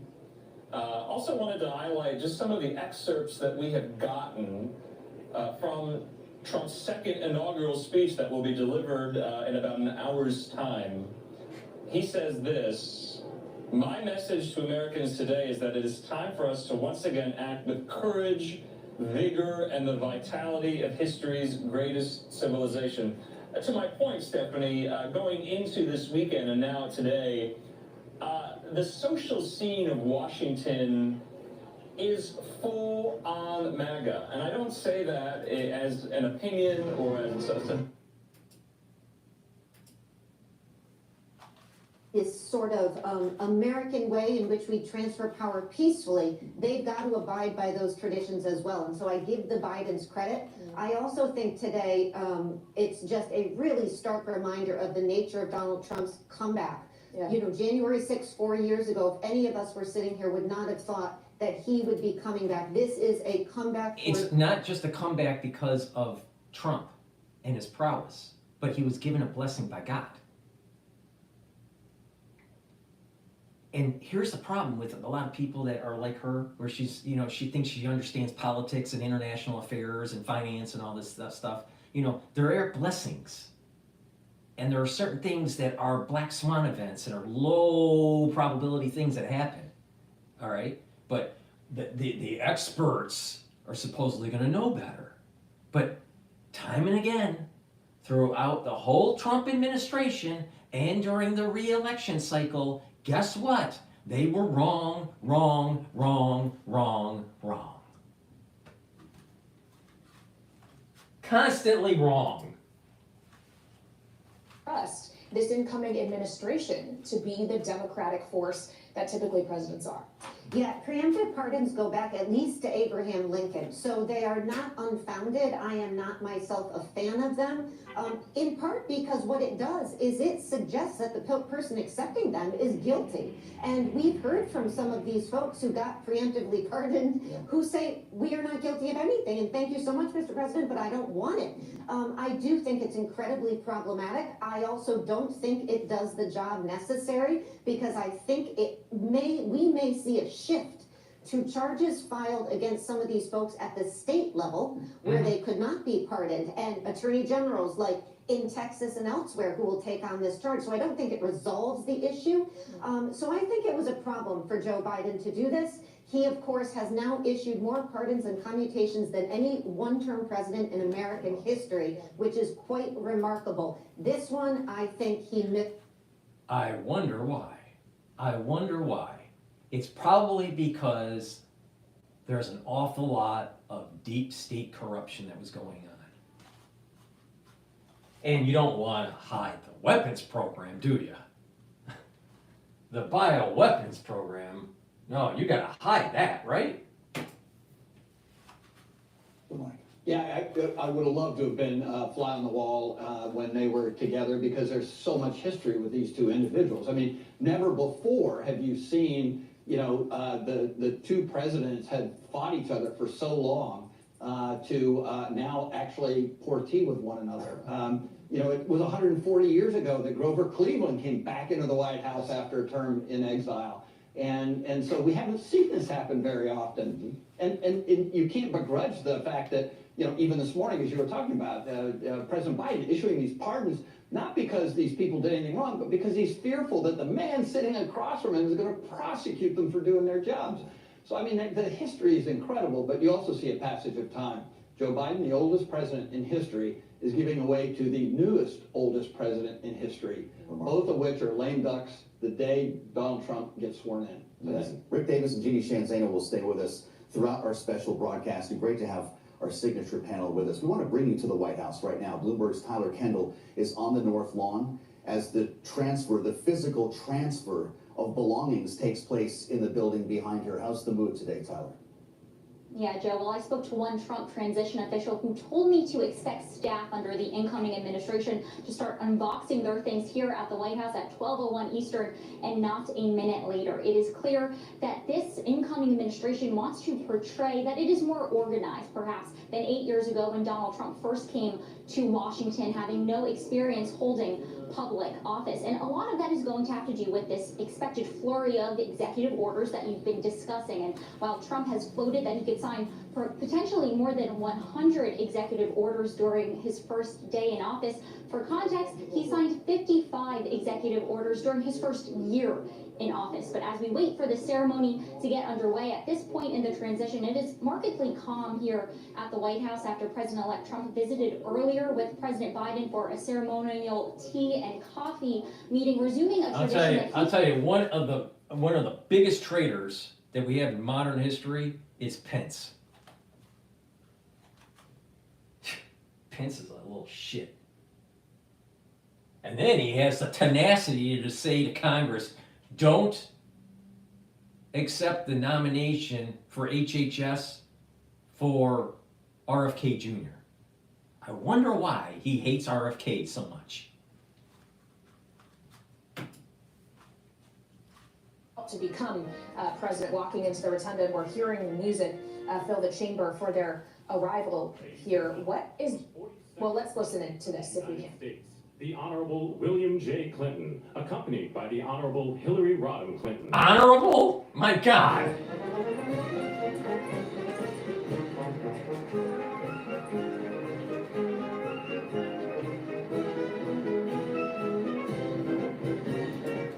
Between those two people, Bill and Hillary Clinton, they've killed more people, Arkansas, than SEAL Team 6. The Bushes to arrive. Barack Obama will be solo as well. Michelle Obama will not be in attendance. And then, of course, Donald Trump and Joe Biden. As we wait for Donald Trump to arrive, considering the political history between Trump and Hillary Clinton as well, who was just introduced along with the former president. Pretty remarkable to consider the journey they have been on. This is special live coverage of the inauguration of Donald Trump on Bloomberg TV and radio. The United States, the Honorable George W. Bush, accompanied by... The Bushes are now making their way into the rotunda. Kaylee, they'll all be seated, of course, once Donald Trump arrives. And this ceremony will kick off the process that will include J.D. Vance's swearing in. I'll tell you, about 20 minutes from now, and of course, per order I of the look Constitution, at Donald Trump. Laura Bush looks healthy, but I'll tell you, George Bush Jr. I'll tell you, he really is aged. He's really aged.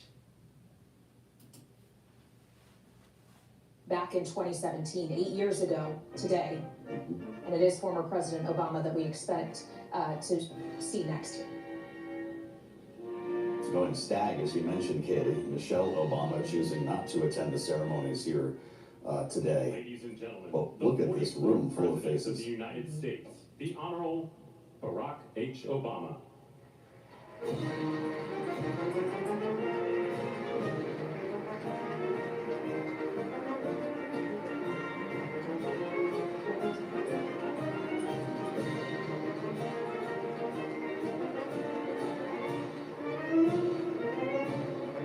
It will just be Joe Biden and Donald Trump that we are waiting to enter the rotunda. And as we do so, we want to bring into our special coverage here on Bloomberg TV and radio, Ashley Davis, Republican strategist, partner with SB3 Group, and former senior staffer with the Department of Homeland Security. You have had a hand, Ashley, in organizing inaugurations in the past. Obviously, this one was disrupted by the frigid weather today. That's why we are seeing all of these most senior people who have held or do hold positions in U.S. government inside today. As John Roberts, the Chief Justice, is entering now.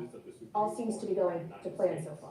Yeah, absolutely. I actually like that this smaller venue inside the rotunda. It kind of seems cozy, and I'm of course laughing at my former boss. He's like trying not to giggle like he's in third grade, President Bush, you know, poking at President Obama. But I actually experienced this a little bit differently. I was part of the staff that was back at the White House during this time in 2000 when they changed from Clinton to Bush. And we were literally taking the furniture from President Clinton out of the Oval Office and putting in the temporary furniture for George W. Bush. And so it was very, very interesting. We were back behind the scenes trying to make sure that the furniture in the Oval Office was complete by the time that the president was done with the parade. So there's a lot of behind the scenes things happening right now besides all time the to work with either, do you? You're moving a family. You're moving two families in an hour and a half's time, essentially. And I'm sure you can describe to our audience, there are about 100 people who work at the White House, no matter who the president is. Those who have taken care of this family. And in the case of today, they know the family moving in. This learning process won't be there quite the same way it usually is. Absolutely, and I will have to say the most important people that are in the White House are the career people that stay there year after year, administration after administration. I remember when we came in, they pretty much like touched us on the hand and be like, yeah, you were like the seventh, you know, administration that we've been working. But they're really the ones that literally, at the direction of the political staff, really changing around. I mean, when I went in, of course, it was when all the W's were missing on the keyboards, remember? So I did experience that, but it truly is the career staff are the most important people that run this country. Well, we're seeing now entering the rotunda, the First Lady, Jill Biden, accompanied by Doug Emhoff, the second gentleman of the United States. We should shortly see following them Melania Trump and Usha Vance as we are getting here closer and closer to the arrival of President-elect Donald Trump as his children now are entering the rotunda. Ashley, just considering that it was 8 years ago, one president removed, that we were seeing Donald Trump sworn into office the first time. Of course, that one was outdoors, unlike the ceremonies taking place today. But how different does the country how different is the country he's inheriting now and the political environment he's walking into? How different is it from 2017 to now in 2025? Well, in 2017, remember, everyone was so angry that he won. No one was really expecting him to win. There were the major protests that were happening. His back was still up. He was still fighting. And so I think his tone, from what I understand, is going to be very different today in regards to his speech. But also, there is no way 8 years ago that you would see Jeff Bezos and Mark Zuckerberg and everyone else there. I mean, you were almost shamed if you were a Donald Trump person. So there was always this constant battle. And I think that the one positive part of, I'm looking at Barron Trump right now, who is so tall. The one thing that really changed this time is because the election was very definitive, the country doesn't seem as angry, even if people do not like Donald Trump or some of the rhetoric. People aren't, you're embracing the presidency, and this is how it was. Listen, when we won, remember we had the hanging chads and the Supreme Court decided our election. So that was very contentious as well, but Bill Clinton did stand up and do what he was supposed to do. So I think that this is, for the world to watch this transfer of power and the excitement around it, whether it's with the tech and whether some people are still holding their nose, this is what the strength of America is a clear transfer of power that's peaceful. Of course, when you say we won, you're referring to the Bush administration. Yeah. You ever think you'd see George W. Bush sharing space with Dana White? This is the type of socializing that is happening inside the Capitol Rotunda right now. I'm compelled by the mechanics that you were describing. I mean, Bush is Maybe like, they know each other. Yeah. No, that doesn't surprise me. There's a moving truck, or I guess a bunch of them, in the driveway between the West Wing and the Executive Office building right now. What is happening inside the residence? What's going on inside the mansion? A lot of that, the personal items have been taken out. Obviously, they don't take furniture out. They don't take the Lincoln bedroom furniture. So that all stays. It's really their personal belongings. That's been moving out for a long time. But it really is the traditional nuts and bolts of what's running the actual political side of things that they're moving out today in regards to the office space and things like that. But I would say that they probably, since over the last month, they've been moving their normal stuff out. But the Donald Trump stuff won't be coming in until 12:01 today. So. Well, and when we consider how quickly things will need to be moved, Donald Trump, after taking the oath within the next 40 minutes here, will be moving very quickly as well to issue what we understand to be potentially north of 100 executive orders. Ashley, just talk about how unprecedented it is to see an executive come into power and on day one take that much action. Well, for him and what he's been saying, it's not unusual. I'm not surprised. I've heard actually up to maybe 200 executive orders in regards to energy immigration. We've all heard this in regards to different things within the federal government. Yeah. But he will do a lot like all of them have done in recent history that I know of, that they'll sit at the desk right after he's sworn in and do, executive orders. I think that President Trump will be a little... And from what I saw, the Ivanka Trump, for the inauguration, she has a head covering, a little hat. That's the way the women should be dressing for this. But of course, etiquette, when it comes to etiquette in the United States, is poor. He's going to set up a desk there to continue signing. I guess there are enough to go around. We're watching, by the way, First Lady Jill Biden in her final moments as First Lady, entering the rotunda with Doug Emhoff. And we're still joined by Jeannie Shanzano, Bloomberg Politics contributor, a Democratic analyst, political science professor at Iona University. The interview that Jill Biden gave just a couple of days ago, talking about her relationship or lack thereof with Nancy Pelosi, raised a lot of eyebrows. And she has been framed as more bitter than sweet in her time leaving the executive. What do you think, looking at her now? What's going through her mind? Yeah, and there was that really tough comment by Nancy Pelosi's daughter describing her as, essentially Lady what did she say? Lady McBride or something? Lady McBiden, I should say. McBiden. And, put on your big girl pants and you worry about your husband's legacy. Democrats are frustrated. There is no question. Joe Biden was elected so that he would put an end to the Trump dynasty, Trump's legacy, and he wasn't able to do that. And then you've got Joe Biden coming out after the election saying he thinks he could have beat Donald Trump. Very, very tough. A lot of blame is going around. I mean, listening to somebody like James Carville, who said this should be a triumphant day for Joe Biden leaving, and yet, all to his own doing, he is leaving under this cloud of infighting amongst Democrats, and a legacy that's tarnished in a way it shouldn't be. So it is a very tough time for Joe Biden, Jill Biden. That's because liberals and ultra-liberals eat their own tail. Like I said, back in 2023, the liberals are going to be eating themselves, and it's playing out. They're a party of corruption. Very, very tough for Democrats, and I'm sure tough for the First Lady. Well, and of course, in making the decision ultimately to end his re-election campaign, Joe Biden made himself a lame duck this summer, and those final months of his presidency was with the knowledge that it would come to an end. And on that note, Ashley, while you're with us, Donald Trump is about to take the oath of office knowing that he is entering a lame duck. He cannot seek re-election after the next one. Well, that's what I was going to say when you were saying what's he going to do, like all these unheard of executive orders. But really, in my opinion, he has 18 months. So you have 2 years before, a lot of times the House will flip or a body will flip after 2 years. So leading up to the election, you really only have 18 months. So I feel that he has 18 months to get everything he wants to do. Well, what happens if Congress, if the House or the Senate doesn't flip? What if it stays Republican? Then it's not 18 months. It's going to be 4 years. And this is the reason why I keep on saying these political quote experts keep on missing those high impact, low probability events. But see, I'll tell you, the Trump family, they're well dressed for this occasion.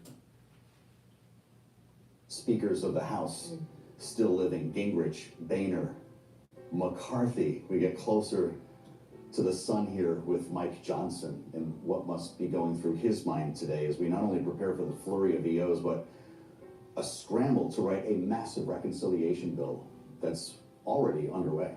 Yeah, that's right. So many challenges on the plate of Donald Trump, on the Republicans in the House and the Senate.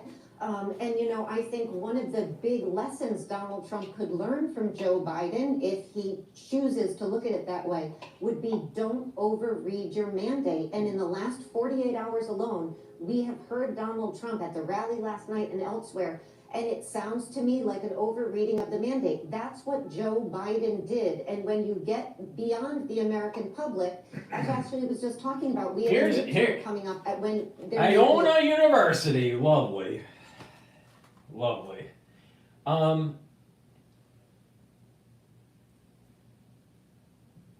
This political, quote, expert, you know what? We're in a new era. America first, push hard, grow the economy, and kick ass.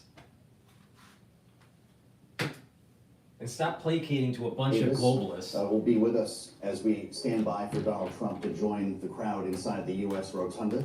Things may be sliding a bit. If you're just joining us, this is special live coverage on Bloomberg TV and radio, the inauguration of Donald Trump. And we want to bring you back to the other end of Pennsylvania Avenue right now.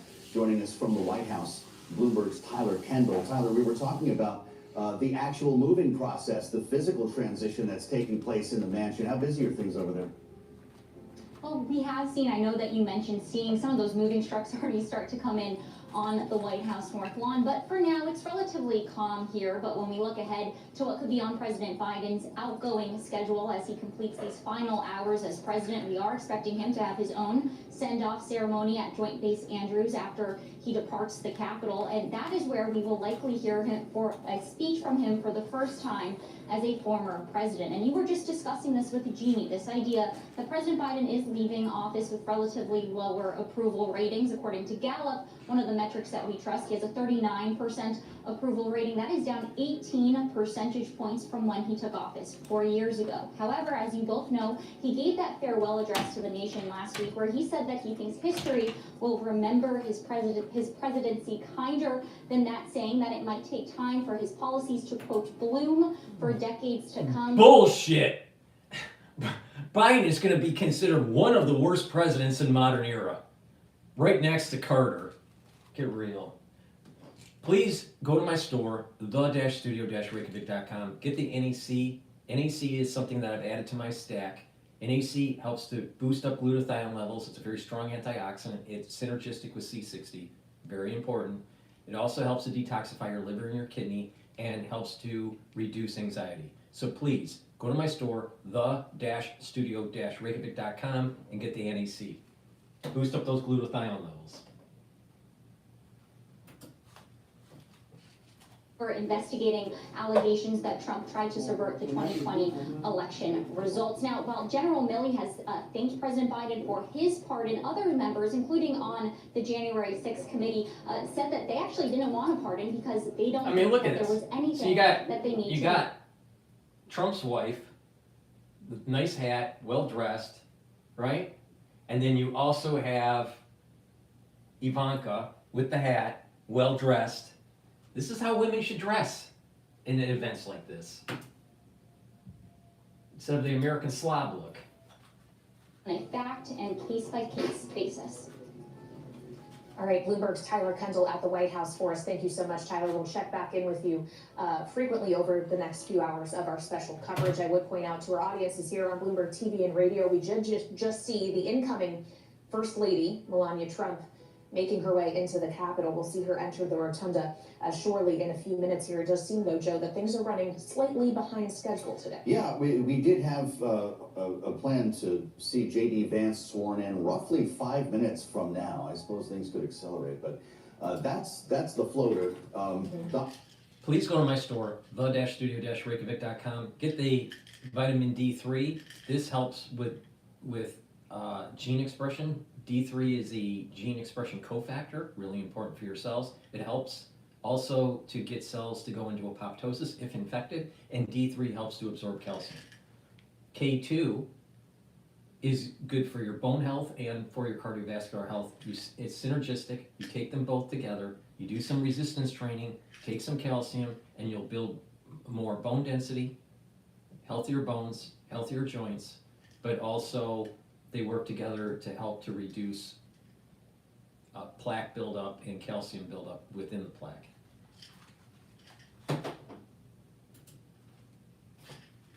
And the vast landscape of the National Mall that would have been full with thousands of guests potentially had this remained outdoors.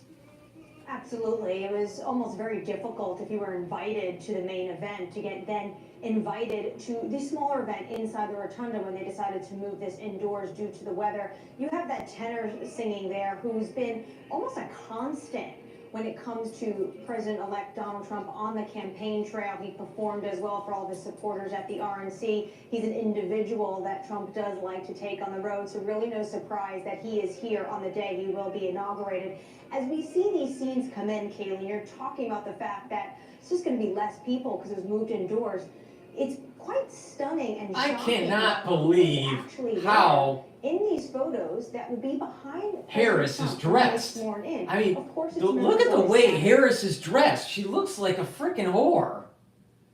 God, I cannot believe she dressed for this occasion like this. Also been really joined at the hip of President-elect Trump on the campaign. With all the zippers all over the But place? are You kidding me? We also have Tim Cook here, who Donald Trump talked about last night, Shit. saying that they spoke and that he's going to make a massive investment into the United States following his election win. On top of that, we have Mark Zuckerberg, an individual who's been going in and out of Mar-a-Lago not just once since the election, individual who's moving his company a little bit more to the right, you can say, with the likes of Dana White being added to his board and Jeff Kaplan taking over, a staunch Republican here in Washington, D.C. since the Bush days, taking over global policy at Meta. And then finally, an individual that you might not know of, Bernard Arnault, one of the richest men in Europe, a luxury titan, the CEO of LVMH, is also in attendance today. So it's a very interesting mix of individuals that are here. And then I will just say from the foreign policy perspective, most notably, Giorgia Meloni, the single only Western leader who decided to come herself and not send her ambassador. Bloomberg's Anne-Marie Hordern on Capitol Hill. Thank you so much, Anne-Marie. We'll get back with you, of course, throughout the day here as we reassemble our signature panel. Bloomberg Politics contributors Rick Davis and Jeannie Shanzano are with us at the desk here in Washington as we walk up on the swearings-in of J.D. Vance and Donald Trump. J.D. Vance we just saw entering the Capitol and will soon join the others in the rotunda. We also saw Joe Biden and Kamala Harris, Hakeem Jeffries approaching the queue, if you will, as they will then be introduced formally. Kamala Harris she dressed totally inappropriately. Totally inappropriate. I mean, isn't there anyone that has any etiquette? My God. Felt like she came into this campaign, had 100 days.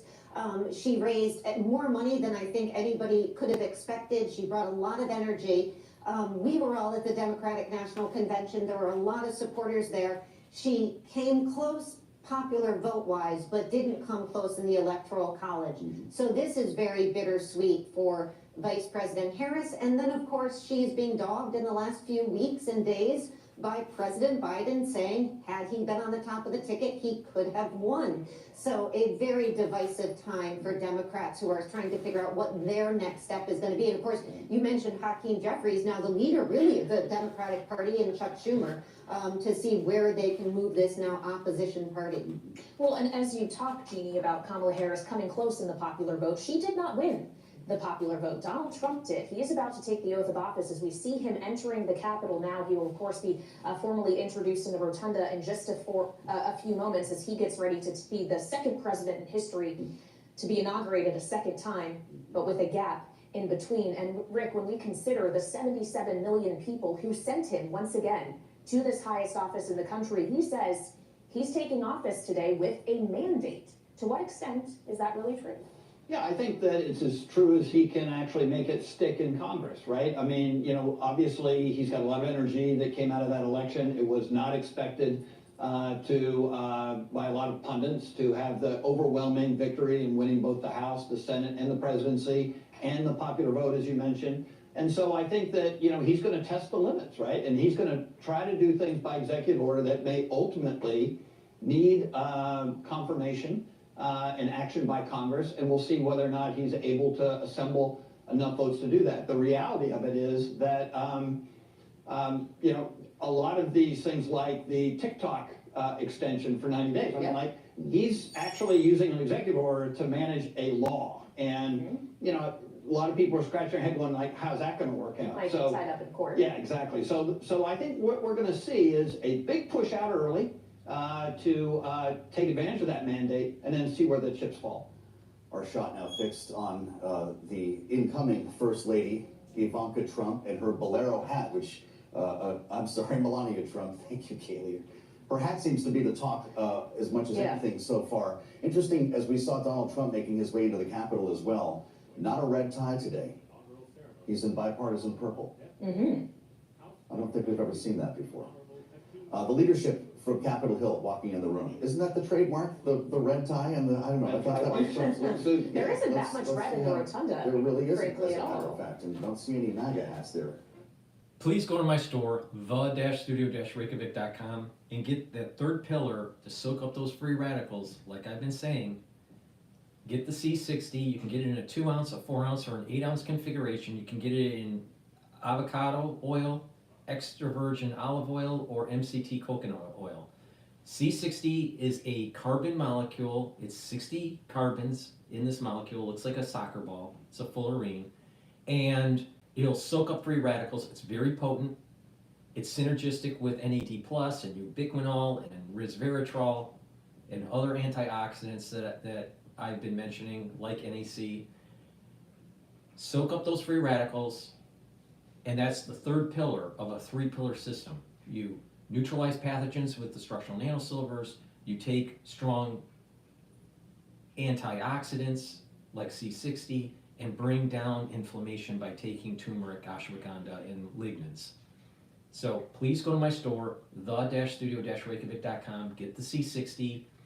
Again, take a tablespoon a day, all right? And you do that every day, and you're gonna get these compound effects, and what's gonna happen is you're gonna soak up those free radicals, you're gonna improve the mitochondrial health in your cells, you're gonna boost up your ATP when that happens, your cells are gonna perform better, and in those cells, the tissues will perform better, and the tissues are in organs, and those organs will perform better. That means your immune system is gonna be better, your endocrine system is gonna be better, and C60 is also part of the protocol for reducing cardiovascular disease. How does that work? By soaking up free radicals, you reduce the chances of oxidized LDL, and oxidized LDL is eaten up by macrophages that creates plaque called foam cells. So please, go to my store, the-studio-reykjavik.com, take the C60, improve your mitochondrial health, boost up your ATP, improve your immune system, and slow down the aging process. In addition, your neurons has lots of it needs lots of ATP. It has lots of mitochondria. And as you get older, your mitochondrial health goes down. By taking C60, your mitochondria in your neurons are going to be healthier and therefore have more ATP to create the neurotransmitters to shoot off and to have the better positive neuroplasticity. It's a win-win. Please go to my store, take the C60, take a teaspoon a day. You can get it in a 2 ounce, a 4 ounce, or an 8 ounce configuration. Please go to my store, the-studio-reykjavik.com. Now, do you want to look like Alex Jones, or do you want to look like DrPaulCottrell? It's up to you. Go to my store and get the C60. And NAD+. I've added this to my stack. Why? Boosts up energy levels. If you notice, there is a theme. Boost up your energy levels. Improve your mitochondrial health. NAD+ boosts up those energy levels. NAD+ helps to repair your DNA damage. Guess what? When you get older, you get DNA damage. You need to repair it. You need to take NAD+ to do that. And then NAD+ also helps to protect your neurons. That's something you're going to need, especially when you get older. So please go to my store, the-studio-reykjavik.com. Get the NAD+. I've added this to my stack, and it's synergistic with C60.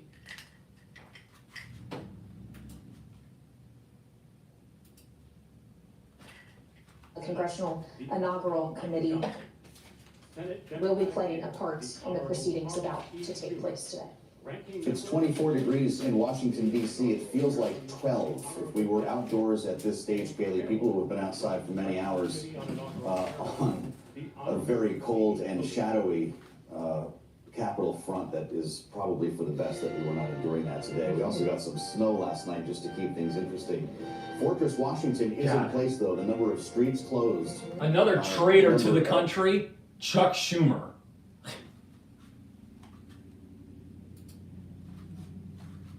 All of it to guarantee the security of this event, a pillar of American democracy, the inauguration of a president, that person, of course, about to be Donald J. Trump, who will enter this rotunda momentarily. Of the United States, the Honorable Donald John Trump.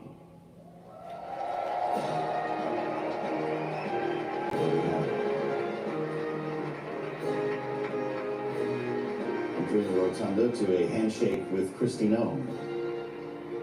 Donald Trump now greeted by the incoming First Lady with a bit of a kiss. And shaking the hands of his predecessor, Joe Biden. Warm reception in the rotunda, though of course not quite the same scale of reception he may have received had he been walking out to the west front of the Capitol and looking out on the supporters who intended to gather today on the National Mall. A slightly different vista, although this will be one that goes down in the history books, obviously in a unique setting, and the first time we've seen this since Ronald Reagan in 1985. Just remember, all those tech guys out there wanted to demonize Trump supporters and Trump, and they tried to take us down. Literally. Just remember that. We'll see both of these men in office. Indeed, with those oaths administered by justices of the Supreme Court, and we're seeing now a live shot of Emancipation Hall, which is, if you will, the secondary viewing area inside the Capitol premises today, where those who were not fortunate enough to be among the 600 seated inside the rotunda are gathering to watch the swearing in, and that is actually the location where Donald Trump is expected to give his inaugural address. That's right. The program is getting underway now that we have a quorum. Donald Trump taking his seat right next to J.D. Vance in a much warmer room than we would have had otherwise. Well, that's absolutely true, and the same goes for those of us here in our Washington, D.C. studio. It is not just me and Joe, but Rick Davis and Jeannie Shanzano, our signature political panel, are still with us. Jeannie, as we await the oaths to actually be administered, we consider that shortly thereafter, we will see the first real action taken by Donald Trump as the 47th president. He's going to move much quicker than he did after the first time, with potentially more north of 100 executive orders as Amy Klobuchar prepares to deliver her remarks and call things to order here. Just walk us through the scale of what we should brace for within the next 6 to 7 hours. Yeah, I mean, he clearly wants to be the president known for having the most executive orders issued in that first 24-hour period. Shut up! Vice President-elect Vance will take their oaths of office, and we will witness the peaceful transfer of power at the heart of our democracy.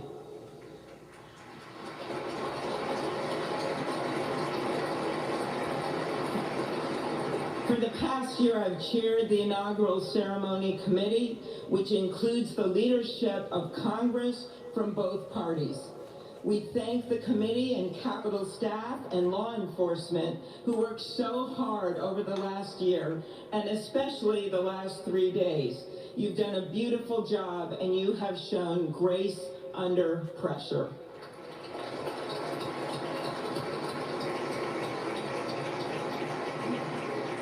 Our theme this year is our enduring democracy.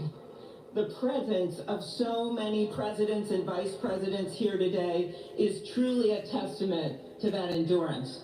We welcome President Biden and Dr. Biden. We welcome Vice President Harris and Doug Emhoff, President Obama, President Clinton and Secretary Clinton, President Bush and Laura Bush, Vice President Pence, Vice President Quayle and Marilyn Quayle. The justices of the United States Supreme Court are with us, all 9 of them I counted, and of course the Trump and Vance families. This ceremony marks what will soon be 250 years of our democracy. It is the moment when leaders, elevated by the will of the people, promise to be faithful to our Constitution, to cherish and defend it. It is the moment when they become, as we all should be, the guardians of our country.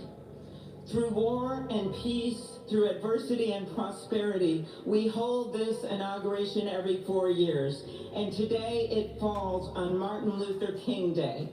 A further reminder that we must strive to uphold the values enshrined in our Constitution, the freedoms, the liberties, and, as is inscribed on the entrance of the United States Supreme Court, equal justice under law.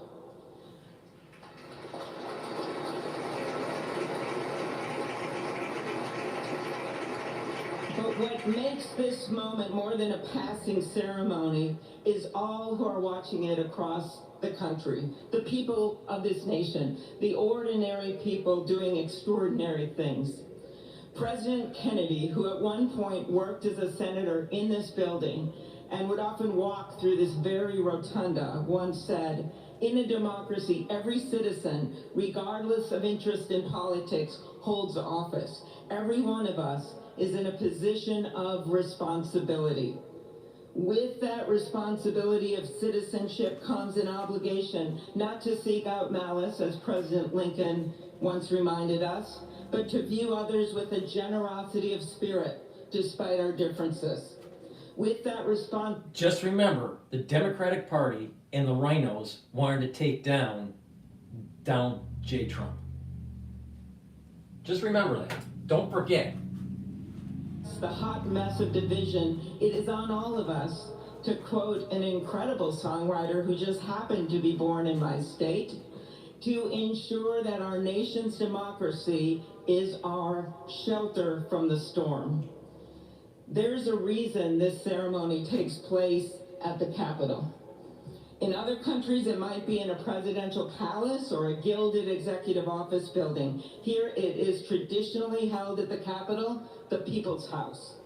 It is a fitting reminder of the system of checks and balances that is the very foundation of our... It's the people's house, but yet the representatives don't listen to the people. They only listen to K Street. American experiment, grounded in the rule of law, has endured. So, as we inaugurate a new president and vice president, let us remember that the power of those in this room comes from the people. The construction workers who build our country, the teachers and healthcare workers who nurture us, the troops defending our freedoms, and yes, the firefighters in Los Angeles putting themselves on the line for us.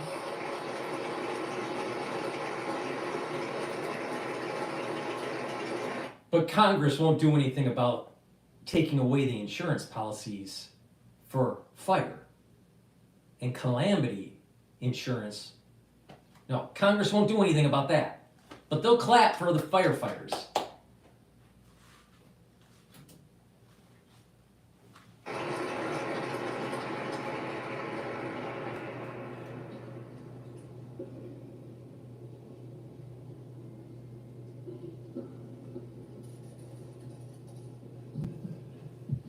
Good afternoon.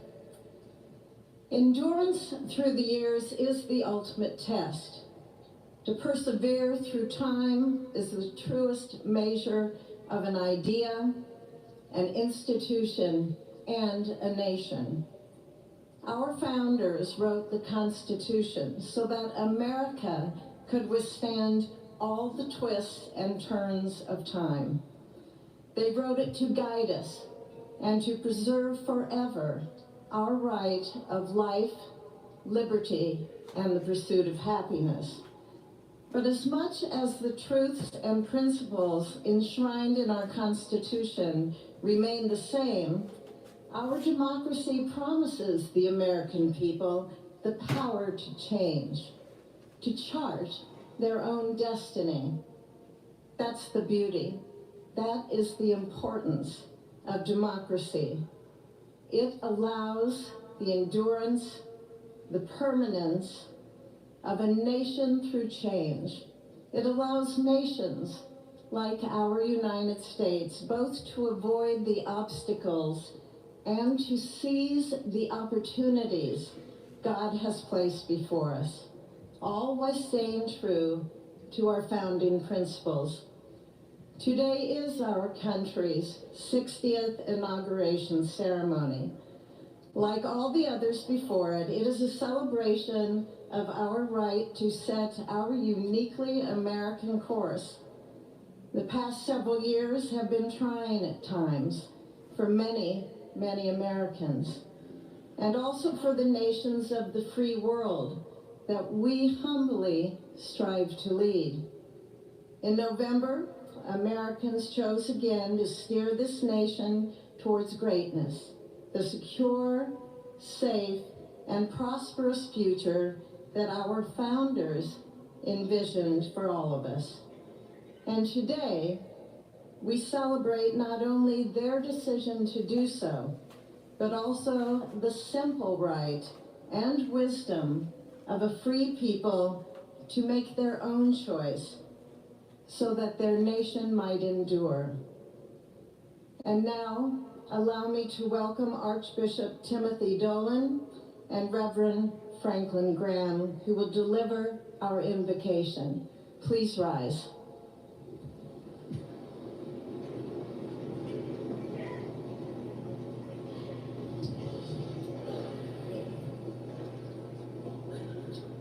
Be still and know that I am God, supreme among the nations, supreme on the earth.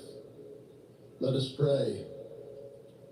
Remembering General George Washington on his knees at Valley Forge, recalling Abraham Lincoln at his second inaugural, with malice toward none, with charity for all, with firmness in the right as God gives us to see the right. Remembering General George Patton's instructions to his soldiers as they began the Battle of the Bulge 8 decades ago. Pray. Pray when fighting. Pray alone. Pray with others. Pray by night. Pray by day. Observing the birthday of the Reverend Martin Luther King, who warned, without God, our efforts turn to ashes. We, blessed citizens of this one nation under God, humbled by our claim that in God we trust, gather indeed this inauguration day to pray for our President Donald J. Trump, his family, his advisors, his cabinet, his aspirations, his vice president, for the Lord's blessings upon Joseph Biden, for our men and women in uniform, for each other whose hopes are stoked this new year, this inauguration day. We cannot err in relying upon that prayer from the Bible, upon which our president will soon place his hand in oath, as we make our own the supplications of King Solomon for wisdom as he began his governance. God of our fathers, in your wisdom you set man to govern your creatures, to govern in holiness and justice, to render justice with integrity. Give our leader wisdom, for he is your servant, aware of his own weakness and brevity of life. If wisdom which comes not from you be not with him, he shall be held in no esteem. Send wisdom from heavens, that she may be with him, that he may know your designs. Please, God, bless America. Please, mend her every flaw. You are the God in whom we trust, who lives and reigns forever and ever. Amen.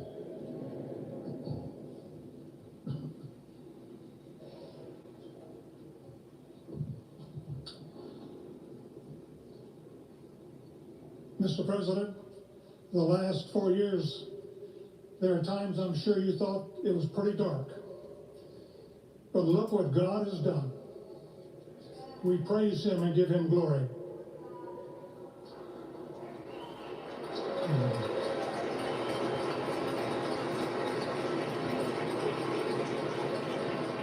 DrPaulCottrell is praying that the negative soul root of Esau is killed.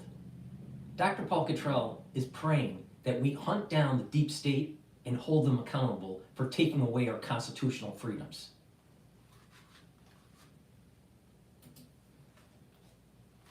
In the seasons, he removes kings, he raises up kings, he gives wisdom to the wise and knowledge to those who have understanding.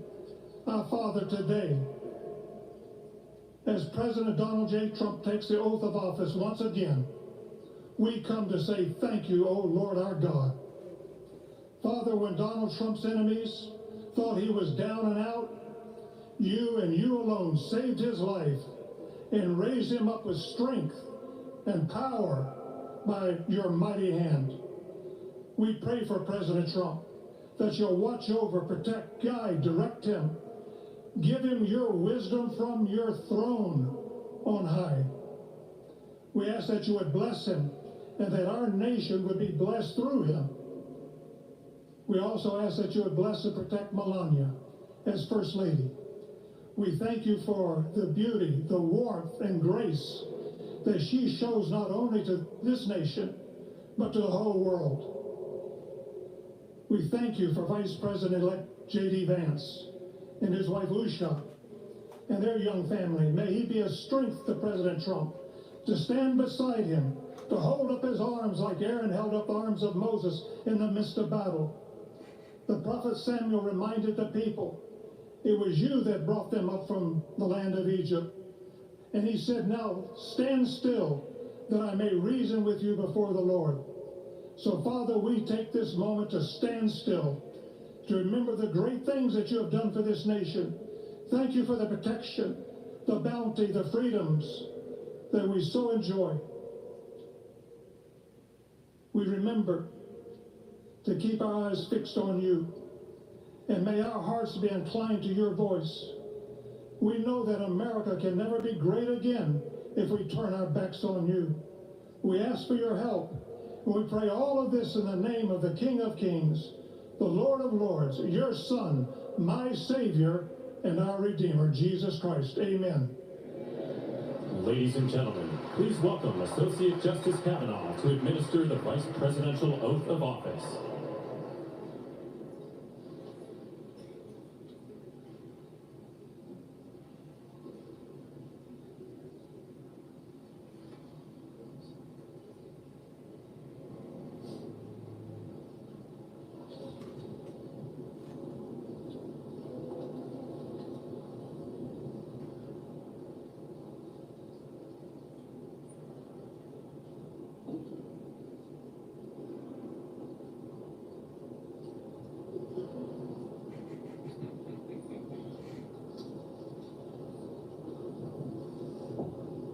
Please raise your right hand and repeat after me.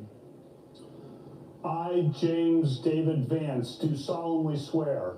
I, James David Vance, do solemnly swear that I will support and defend the Constitution of the United States. that I will support and defend the Constitution of the United States Against all enemies, foreign and domestic. against all enemies, foreign and domestic. That I will bear true faith. That I will bear true faith and allegiance to the same. and allegiance to the same. That I take this obligation freely. That I take this obligation freely Without any mental reservation. without any mental reservation Or purpose of evasion. or purpose of evasion. And that I will well and faithfully discharge. And that I will well and faithfully discharge The duties of the office. the duties of the office On which I am about to enter. on which I am about to enter. So help me God. So help me God. Congratulations, Mr. Vice President.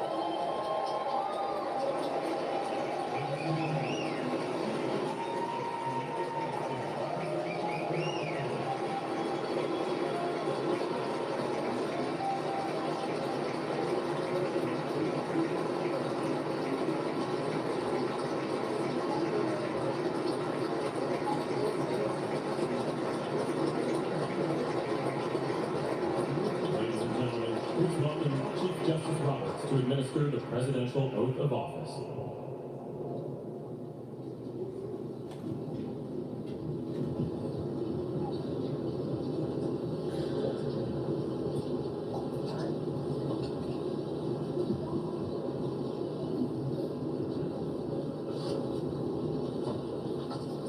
Please raise your right hand and repeat after me.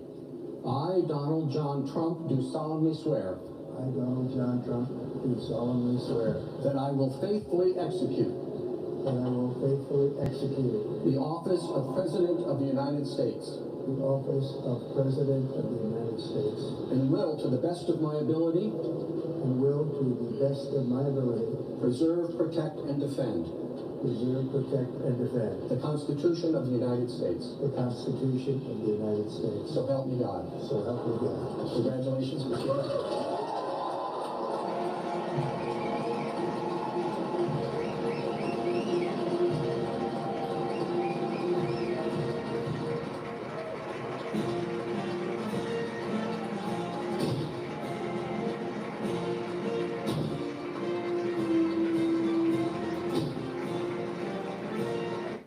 So America held the line to save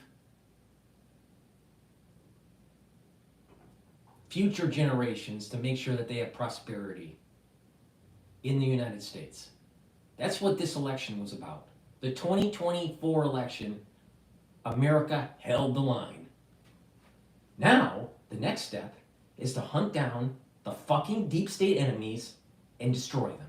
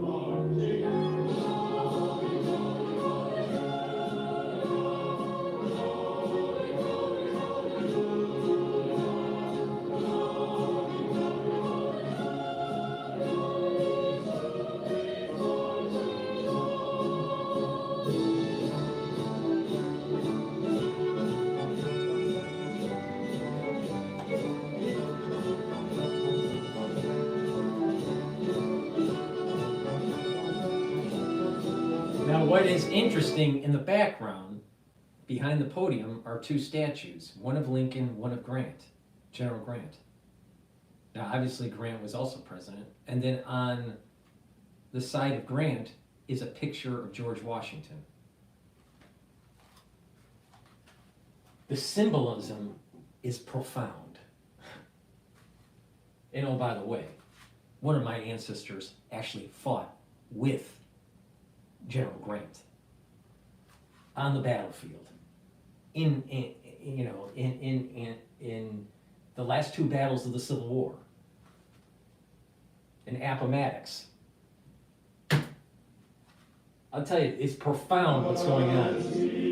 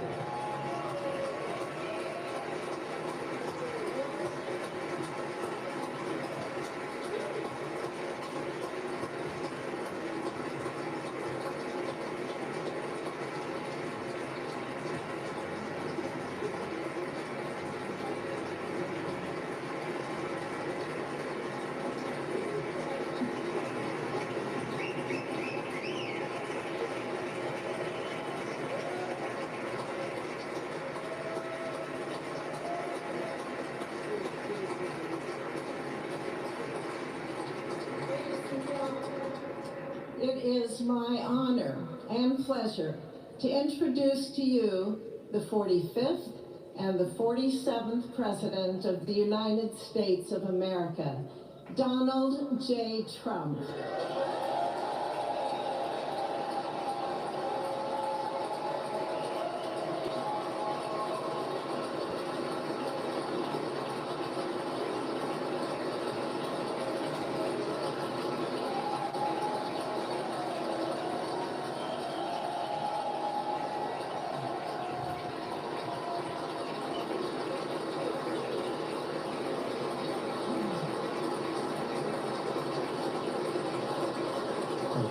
Thank you very much, everybody. Well, thank you very, very much. Vice President Vance, Speaker Johnson, Senator Thune, Chief Justice Roberts, Justices of the United States Supreme Court, President Clinton, President Bush, President Obama, President Biden, Vice President Harris, and my fellow citizens. The golden age of America begins right now.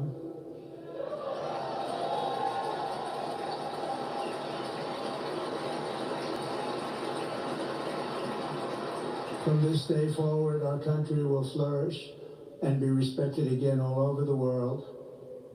We will be the envy of every nation, and we will not allow ourselves to be taken advantage of any longer. During every single day of the Trump administration, I will very simply put America first.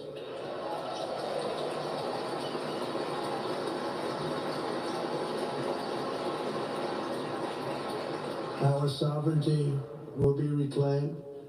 Our safety will be restored. The scales of justice will be rebalanced.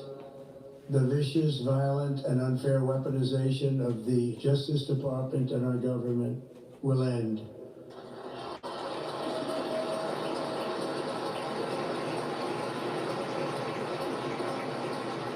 And our top priority will be to create a nation that is proud, prosperous, and free.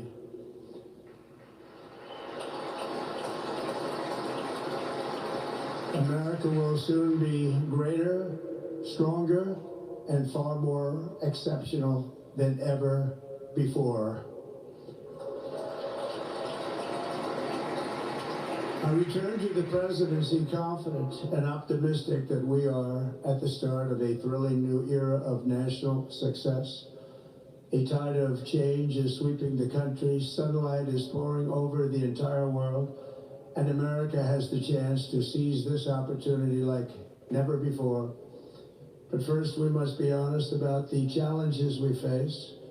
While they are plentiful, they will be annihilated by this great momentum that the world is now witnessing in the United States of America. As we gather today, our government confronts a crisis of trust. For many years, a radical and corrupt establishment has extracted power and wealth from our citizens while the pillars of our society lay broken and seemingly in complete disrepair. We now have a government that cannot manage even a simple crisis at home, while at the same time stumbling into a continuing catalog of catastrophic events abroad. It fails to protect our magnificent, law-abiding American citizens, but provides sanctuary and protection for dangerous criminals, many from prisons and mental institutions that have illegally entered our country from all over the world. We have a government that has given unlimited funding to the defense of foreign borders, but refuses to defend American borders or, more importantly, its own people. Our country can no longer deliver basic services in times of emergency, as recently shown by the wonderful people of North Carolina, been treated so badly.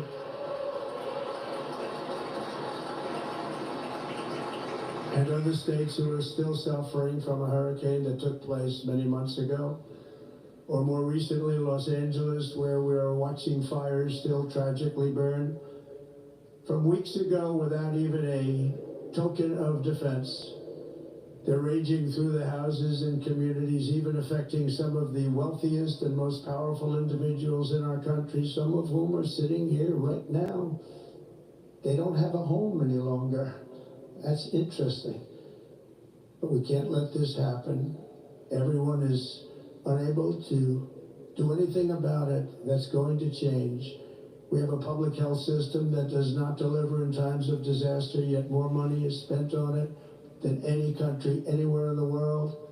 And we have an education system that teaches our children to be ashamed of themselves in many cases, to hate our country despite the love that we try so desperately to provide to them. All of this will change starting today, and it will change very quickly.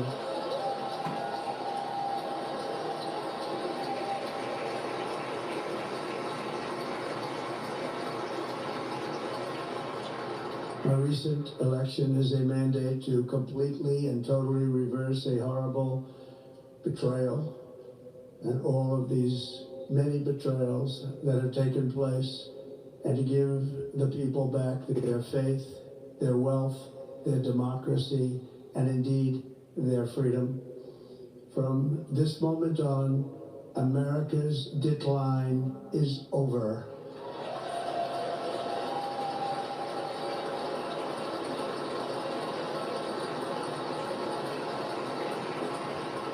Our liberties and our nation's glorious destiny will no longer be denied, and we will immediately restore the integrity, competency, and loyalty of America's government. Over the past 8 years, I have been tested and challenged more than any president in our 250-year history, and I've learned a lot along the way. The journey to reclaim our republic has not been an easy one, that I can tell you. Those who wish to stop our cause have tried to take my freedom and indeed to take my life. Just a few months ago in a beautiful Pennsylvania field, an assassin's bullet ripped through my ear. But I felt then, and believe even more so now, that my life was saved for a reason. I was saved by God to make America great again.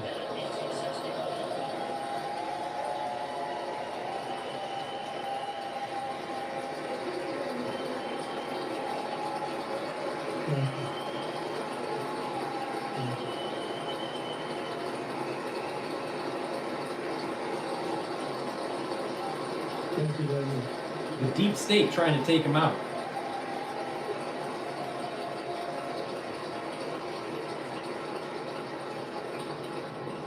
That is why each day under our administration of American patriots, we will be working to meet every crisis with dignity and power and strength. We will move with purpose and speed to bring back hope, prosperity, safety, and peace for citizens of every race, religion, color, and creed. For American citizens, January 20th, 2025 is Liberation Day.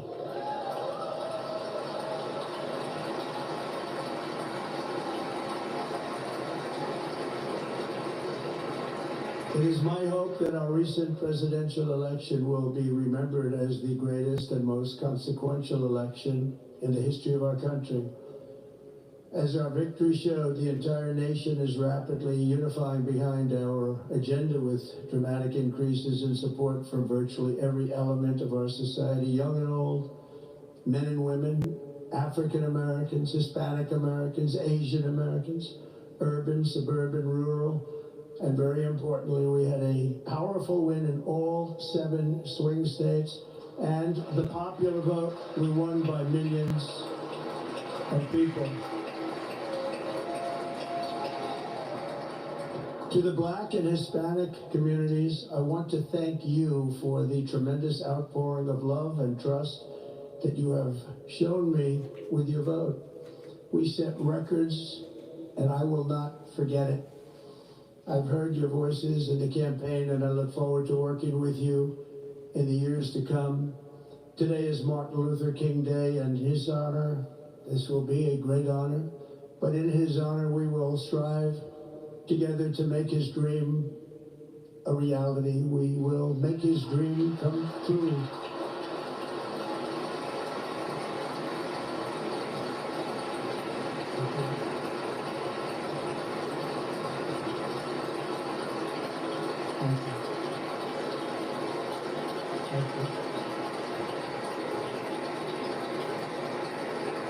That means the end of DEI. And confidence and pride is soaring like never before. In everything we do, my administration will be inspired by a strong pursuit of excellence and unrelenting success. We will not forget our country, we will not forget our Constitution, and we will not forget our God. Can't do that.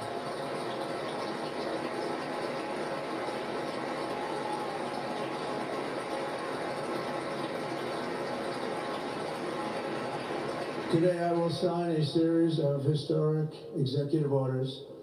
With these actions, we will begin the complete restoration of America and the revolution of common sense. It's all about common sense. First, I will declare a national emergency at our southern border. Yeah!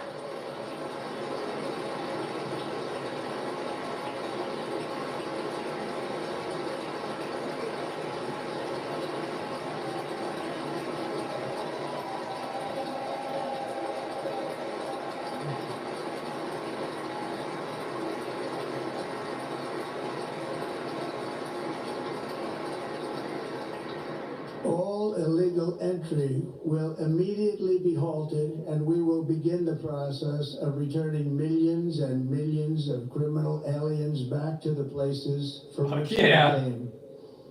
We will reinstate my Remain in Mexico policy.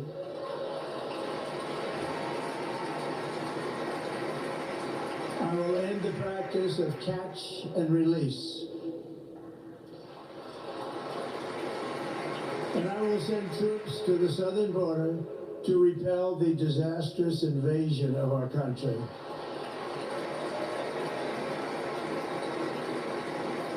Under the orders I signed today, we will also be designating the cartels as foreign terrorist organizations.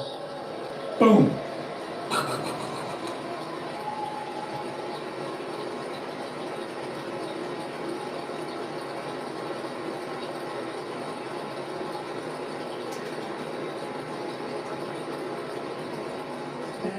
Invoking the Alien Enemies Act of 1798, I will direct our government to use the full and immense power of federal and state law enforcement to eliminate the presence of all foreign gangs and criminal networks, bringing devastating crime to U.S. soil, including our cities and inner cities.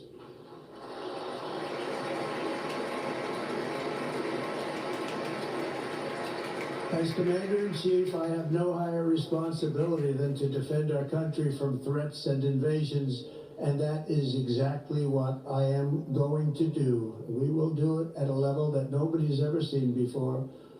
Next, I will direct all members of my cabinet to marshal the vast powers at their disposal to defeat what was record inflation and rapidly bring down costs and prices.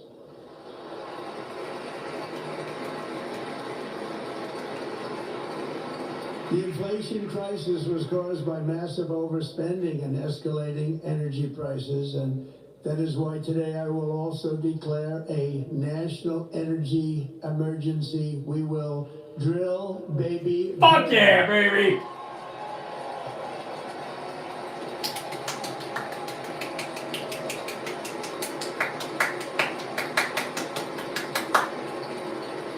Drill, baby, drill.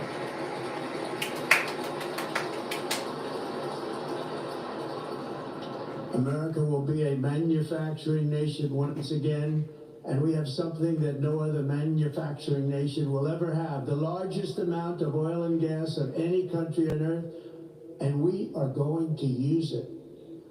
We'll use it. We will bring prices down, fill our strategic reserves up again, right to the top, and export American energy all over the world. We will be a rich nation again, and it is that liquid gold under our feet that will help to do it. With my actions today, we will end the Green New Deal, and we will revoke the electric vehicle mandate, saving our auto industry and keeping my sacred pledge to our great American auto workers.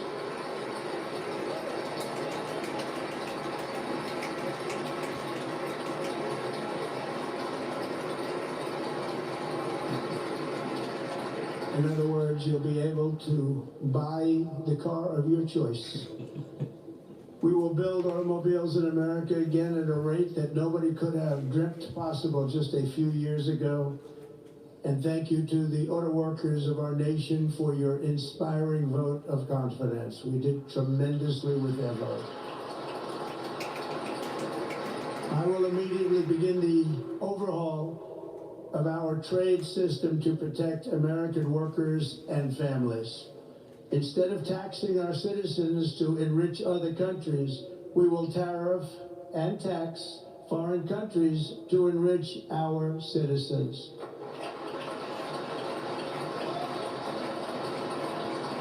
For this purpose, we are establishing the External Revenue Service to collect all tariffs, duties, and revenues. It will be massive amounts of money pouring into our treasury, coming from foreign sources. The American dream will soon be back and thriving like never before to restore competence and effectiveness to our federal government. My administration will establish the brand new Department of Government Efficiency.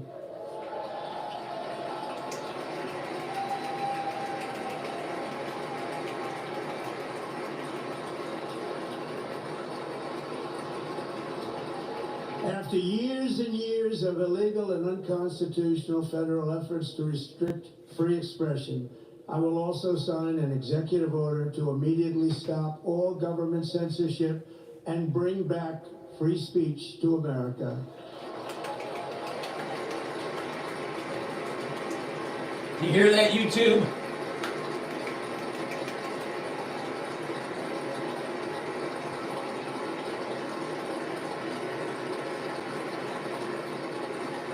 Never again will the immense power of the state be weaponized to persecute political opponents. Something I know something about. We will not allow that to happen. It will not happen again. Under my leadership, we will restore fair, equal, and impartial justice under the constitutional rule of law.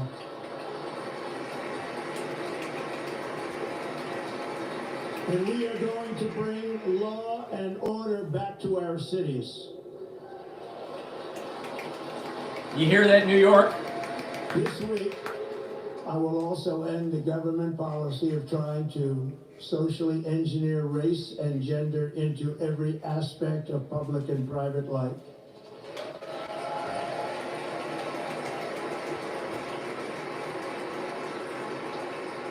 We will forge a society that is colorblind and merit-based.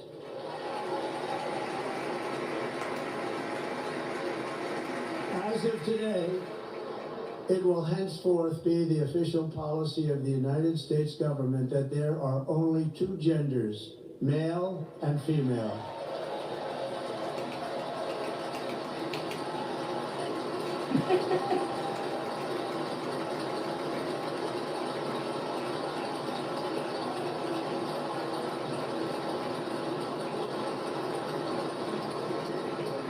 This week, I will reinstate any service members who were unjustly expelled from our military for objecting to the COVID vaccine mandate with full back pay.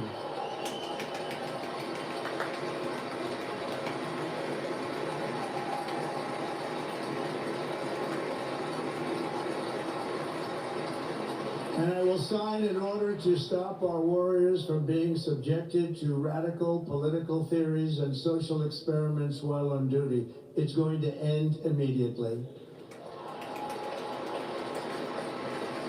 Our armed forces will be free to focus on their sole mission, defeating America's enemies.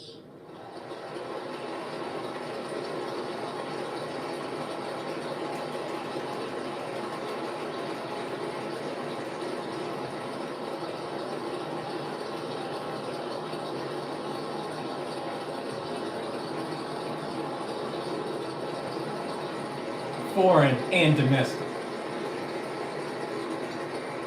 Like in 2017, we will again build the strongest military the world has ever seen. We will measure our success not only by the battles we win, but also by the wars that we end, and perhaps most importantly, the wars we never get into.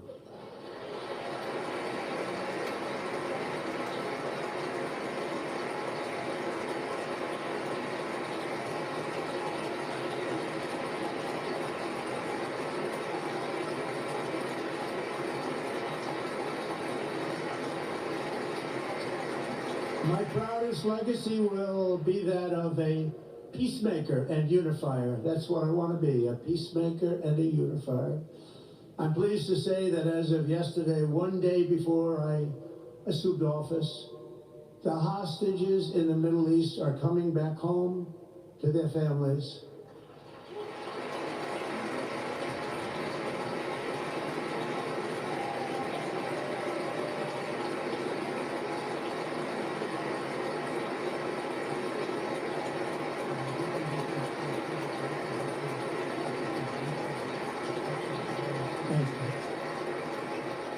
America will reclaim its rightful place as the greatest, most powerful, most respected nation on earth, inspiring the awe and admiration of the entire world. A short time from now, we are going to be changing the name of the Gulf of Mexico to the Gulf of America. Fuck yeah! We will restore the name of a great president, William McKinley, to Mount McKinley, where it should be and where it belongs.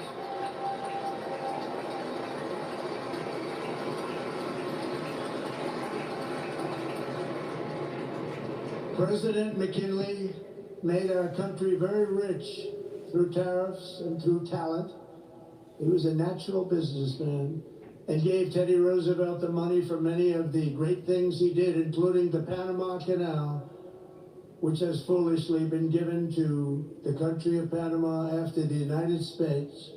The United States, I mean, think of this, spent more money than ever spent on a project before and lost 38,000 lives in the building of the Panama Canal. We have been treated very badly from this foolish gift that should have never been made, and Panama's promise to us has been broken.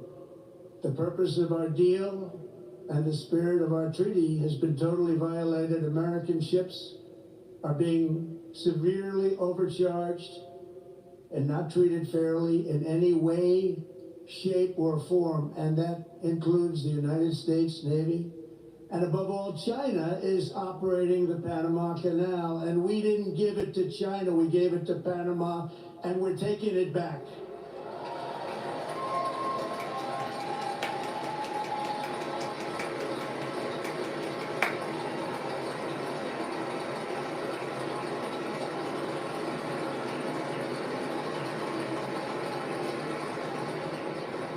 Above all, my message to Americans today is that it is time for us to once again act with courage, vigor, and the vitality of history's greatest civilization.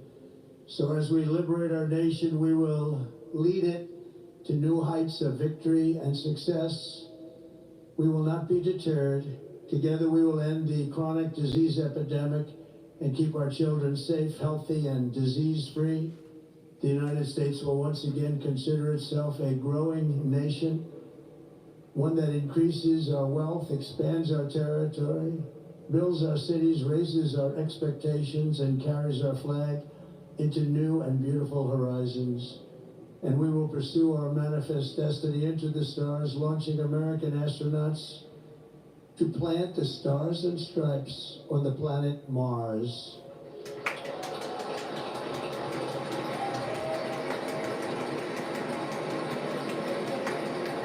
Take that, ultra-liberal. Fuck yeah. Fuck yeah. Ambition is the lifeblood of a great nation. And right now our nation is more ambitious than any other. There's no nation like our nation. Americans are explorers, builders, innovators, entrepreneurs, and pioneers.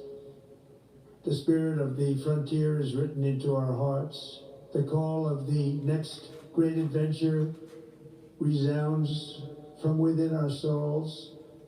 Our American ancestors turned a small group of colonies on the edge of a vast continent into a mighty republic of the most extraordinary citizens on earth. No one comes close. Americans pushed thousands of miles through a rugged land of untamed wilderness. They crossed deserts, scaled mountains, braved untold dangers, won the Wild West, ended slavery, rescued millions from tyranny, lifted billions from poverty, harnessed electricity, split the atom, launched mankind into the heavens, and put the universe of human knowledge into the palm of the human hand. If we work together, there is nothing we cannot do and no dream we cannot achieve. Many people thought it was impossible for me to stage such a historic political comeback. But as you see today, here I am. The American people have spoken.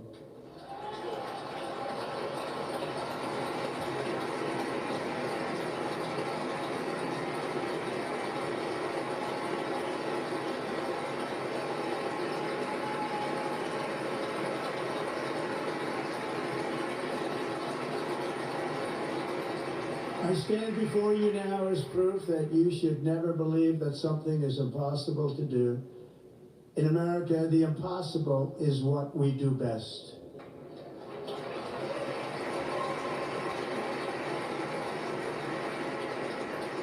From New York to Los Angeles, from Philadelphia to Phoenix, from Chicago to Miami, from Houston to right here in Washington, D.C., our country was forged and built by the generations of patriots who gave everything they had for our rights and for our freedom.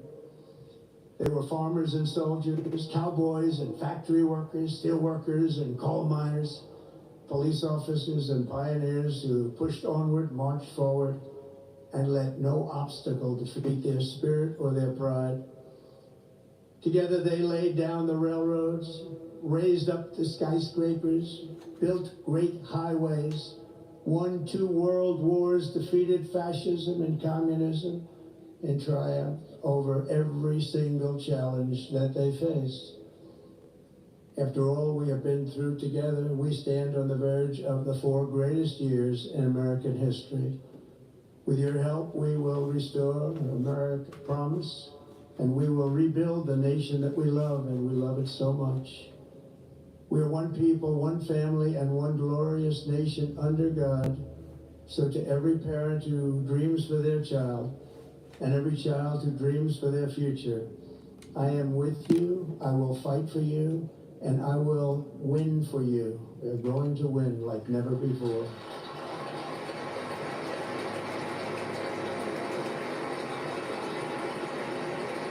Thank you. Thank you. You got those liberals sitting down, not standing up. Thank you. Thank you. In recent years, our nation has suffered greatly, but we are going to bring it back and make it great again, greater than ever before. We will be a nation like no other, full of compassion, courage, and exceptionalism. Our power will stop all wars and bring a new spirit of unity to a world that has been angry, violent, and totally unpredictable. America will be respected again and admired again, including by people of religion, faith, and goodwill. We will be prosperous. We will be proud. We will be strong, and we will win like never before. We will not be conquered. We will not be intimidated. We will not be broken, and we will not fail. From this day on, the United States of America will be a free, sovereign, and independent nation. We will stand bravely. We will live proudly. We will dream boldly, and nothing will stand in our way because we are Americans. The future is ours, and our golden age has just begun. Thank you. God bless America. Thank you all. Thank you. Thank you very much. Thank you very much. Thank you.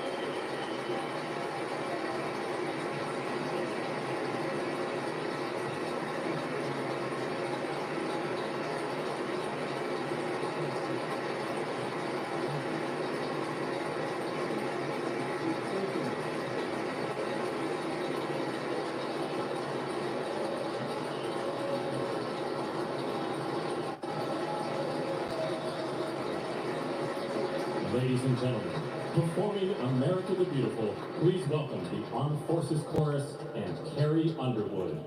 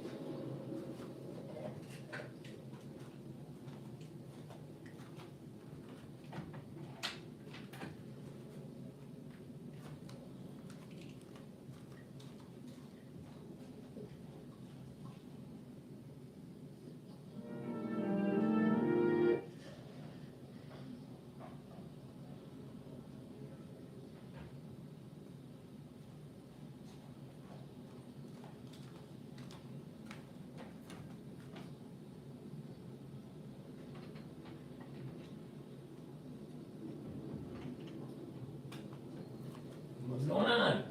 What's going on?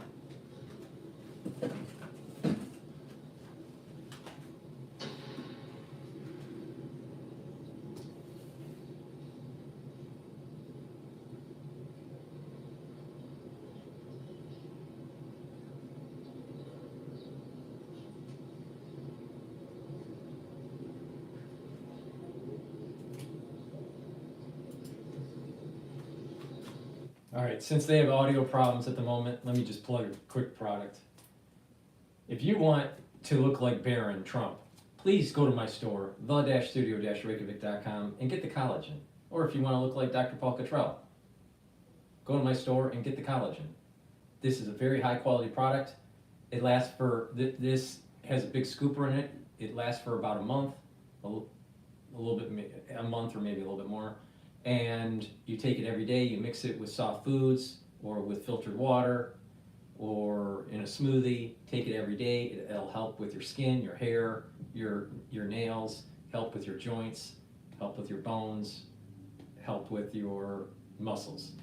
It has a great amino acid profile here. It's something that you should be taking every day, and it's also part of my skincare box, anti-aging skincare beginner's box and advanced box. But you can take it as a separate supplement too. So please go to my store, the-studio-reykjavik.com, and take the collagen peptides.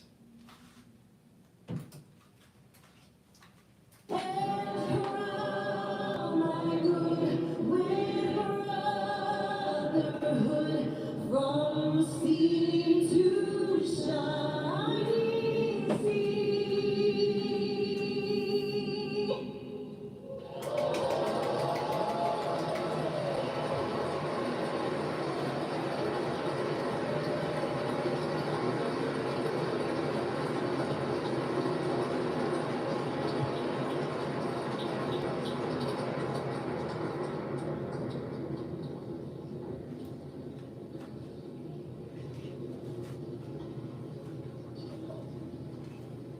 Ladies and gentlemen, Senator Fisher will now introduce the benediction clergy. I now call on Rabbi Ari Berman, Pastor Lorenzo Sull, and Reverend Frank Mann to provide prayers of benediction.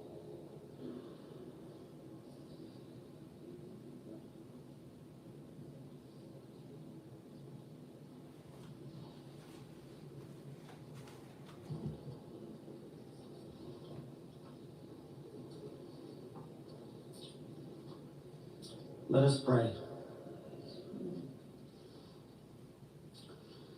Almighty God, your prophet Jeremiah walked the streets of Jerusalem and blessed its inhabitants with the Hebrew words, Baruch HaGever Asher Yivtach BaHashem. Blessed is the one who trusts in God. Thousands of years later, this great nation, which adopted these words as its motto, "In God we trust," stands at a moment of historic opportunity. Americans are searching for meaning. Our merciful Father, help us rise to meet this moment. Bless President Donald J. Trump and Vice President J.D. Vance with the strength and courage to choose the right and the good. Unite us around our foundational biblical values of life and liberty, of service and sacrifice, and especially of faith and morality, which George Washington called the indispensable supports of American prosperity. Guide our schools and college campuses, which have been experiencing such unrest, to inspire the next generation, to pair progress with purpose, knowledge with wisdom, and truth with virtue. Hear the cry of the hostages, both American and Israeli, whose pain our president so acutely feels. We are so thankful for the 3 young women who yesterday returned home, and pray that the next 4 years brings peace to Israel and throughout the Middle East. Almighty God, grant all Americans the opportunity to realize our shared dream of a life filled with peace and plenty, health and happiness, compassion and contribution. Stir within us the confidence to rise to this moment. For while we trust in God, God's trust is in us, the American people. America is called to greatness, to be a beacon of light and a mover of history. May our nation merit the fulfillment of Jeremiah's blessing, that like a tree planted by water, we shall not cease to bear fruit. May all of humanity experience your love and your blessing. May it be thy will, and let us say, Amen. Let us pray for our 47th president. Heavenly Father, we're so grateful that you gave our 45th and now our 47th president a millimeter miracle. We are grateful that you are the one that have called him for such a time as this, that America would begin to dream again. We pray that we would fulfill the true meaning of our creed, that we hold these truths to be self-evident, that all men are created equal. We pray that you use our president, that we will live in a nation where we will not be judged by the color of our skin, but by the content of our character. Heavenly Father, in the name of Jesus, we are so grateful today that you will use our 47th president, so we would sing with new meaning, my country, 'tis of thee. Sweet land of liberty, of thee I sing. Land where my fathers died, land of the pilgrim's pride, from every mountainside. Let freedom ring, and because America is called to be a great nation, we believe that you will make this come true. So let freedom ring. From the prodigious hilltops of New Hampshire, let freedom ring. From the mighty mountains of New York, let freedom ring. From the heightening Alleghenies of Pennsylvania, let freedom ring. From the snow-capped Rockies of Colorado, let freedom ring. From the curvaceous hilltops of California, but God, Let flyover country hunt down the deep state. Let freedom reign.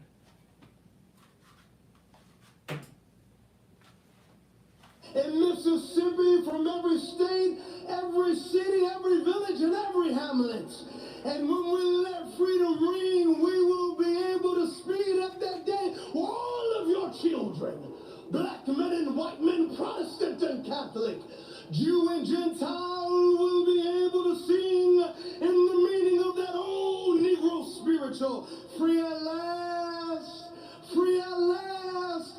Thank you, God Almighty.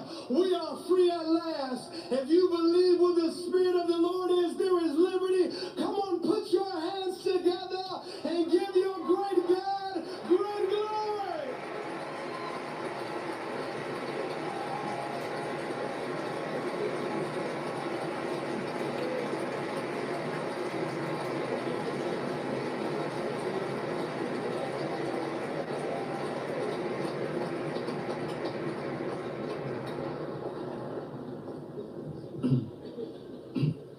Almighty and eternal God, we gather here today in reverence, joined in our shared hopes and dreams for our beloved nation.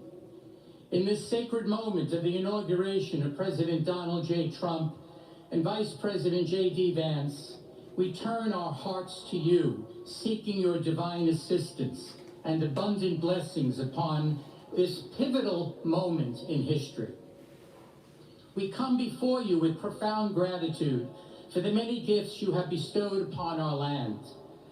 Thank you for the freedoms we cherish, for the strength of our communities, and for the resilience of our spirit. As our President and Vice President embrace their newly appointed roles, we humbly implore that your everlasting love and wisdom will envelop them. Grant them the clarity of mind to navigate the challenges that lie ahead, and the compassion to serve all citizens with fairness and integrity. May their hearts be filled with a giving spirit and sincere understanding for those whom they represent. May they be beacons of hope in times of uncertainty and prophetic voices in defending the dignity of all created life. We pray for a spirit of collaboration to flourish in our government and across our nation, fostering an environment where dialogue and heartfelt listening will prevail over division or discord. May each decision made by our President and Vice President reflect the values of justice and peace. As we embark on this new chapter, we also seek your comfort, O God, for those who feel lost or disheartened. In this time of transition, may your light shine upon them, reaffirming their belief in a brighter tomorrow. May we all strive to lift one another, supporting our fellow citizens with kindness and empathy, recognizing that together we can overcome any adversity. Grant us the strength to endure, the courage to face our fears, and the clarity to see the light that remains, even when clouds of uncertainty may gather. Inspire our new leaders to be champions for the vulnerable and advocates for those whose voices are often silenced. May they pursue policies that promote the well-being of all, seeking to build bridges that will foster unity and belonging. As we stand witness to this inauguration, we hold fast to our faith in the goodness of each of us and the possibility of change. We trust that with your guidance, O God, our nation can move forward to a future filled with promise, prosperity, and understanding. And finally, we lift our hearts in gratitude for the beloved parents of President Trump. Without Mary and Fred Trump, this day would never be the miracle that has just begun.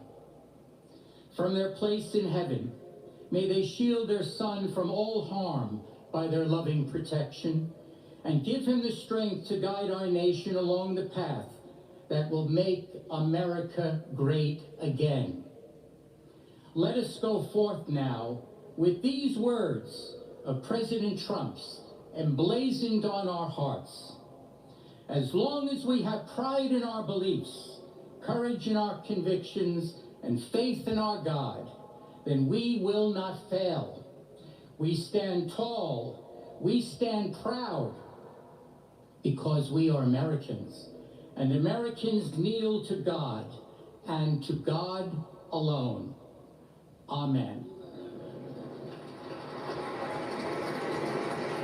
Ladies and gentlemen, please remain standing for our national anthem.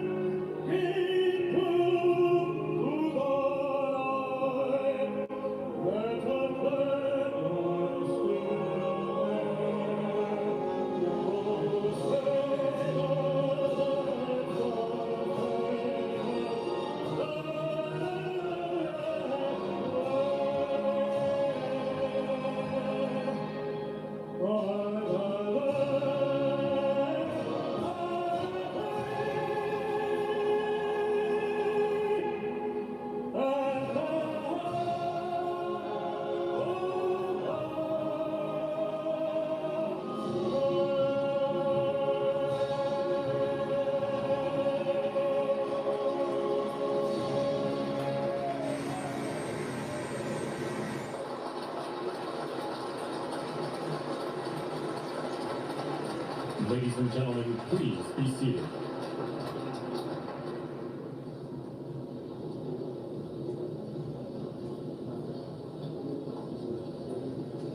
Ladies and gentlemen, please remain at your seats while the President and official party depart the platform.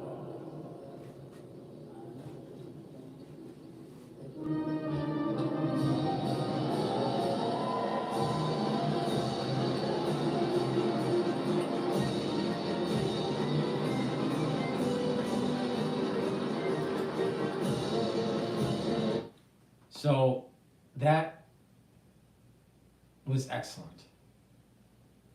We're seeing a glimpse of where America can go. And like I said many videos ago, many times, don't look down, look up, and push forward. Liberalism looks down. Liberalism, ultra-liberalism, is about decline. And this country is not about decline. It's about innovation and exploration. That is America. And that's what that speech was all about. The end of this craziness of looking down at the ground and having a country in decline. We're now looking up, and we're going to be a prosperous, exploring nation. And that's something that should have always been. But it started to decline when we started shipping our jobs away under the Clinton administration. But we really start seeing a major decline during the Obama administration, unfortunately. All right, so. But we need to also, not only do we need to look forward to the future for exploration and innovation and growing our economy and becoming a prosperous nation, about having higher affinity to God, country, and family, which is something I've been saying for a long time. But also, we need to actually not forget what the deep state tried to do. They tried to destroy individual citizens' freedoms. They tried to reduce your freedom of speech. The deep state tried to harm you during the crisis of 2020. And not only that, you had a deep state that was actually trying, that administrative state was integrating itself into a larger Uber government. Some people would call it a New World Order. And that wasn't for the actual sovereignty of this country. And that deep state wanted to circumvent the balance of powers of the different branches of government. They wanted to circumvent the judicial and the legislative and the executive. So, yes, it is a great day, but don't forget what they tried to do. Do not forget what they tried to do to Trump and to individuals that were trying to inform the public through social media on the crisis that was going on in 2020, in the years after. Don't forget. So you need to seek and destroy and hold these people accountable that are part of this administrative state. But we can do both at the same time. We can be a prosperous nation, innovative, be exploring, but also hold that administrative state and the ones that were in power within that administrative state accountable. That means bioweapon development. That means the ones that were planning the use of the bioweapons, the ones that funded the bioweapon research, the researchers and the scientists that did the actual gain of function. We need to hold all these people accountable, independent of a pardon. Okay, so a pardon went to Fauci. Well, you know what? I guess we're going to have to hold him accountable at the state level. And then it's also going after people like Miley, who actually was in bed with the Chinese, saying, don't worry, we'll tell you what Trump does before he does it. Traitor. A Marine that was a traitor to his country.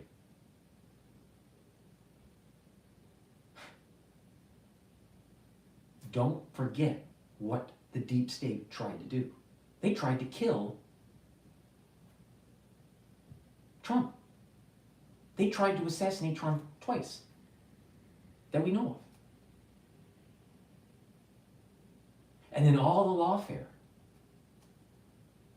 to try to demonize him and try to get him to drop out, or for the electoral college that wouldn't vote for him. Didn't work. Now they're kissing his ass at Mar-a-Lago. All these techies, all the tech bros, they were part of the takedown of Trump when he was president and when he was doing his re-election. They all tried to take him down. Don't forget what they tried to do. Seek, destroy, and hold them accountable. It's not mutually exclusive. This country could be very prosperous, exploring, and move into new territories and become a great nation. But you can also hold the deep state accountable. Don't forget that. Do not forget what they try to do.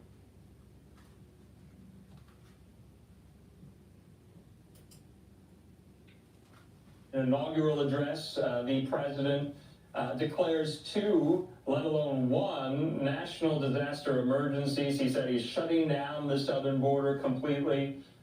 He's designating the Mexican drug cartels, he said, as foreign terror organizations.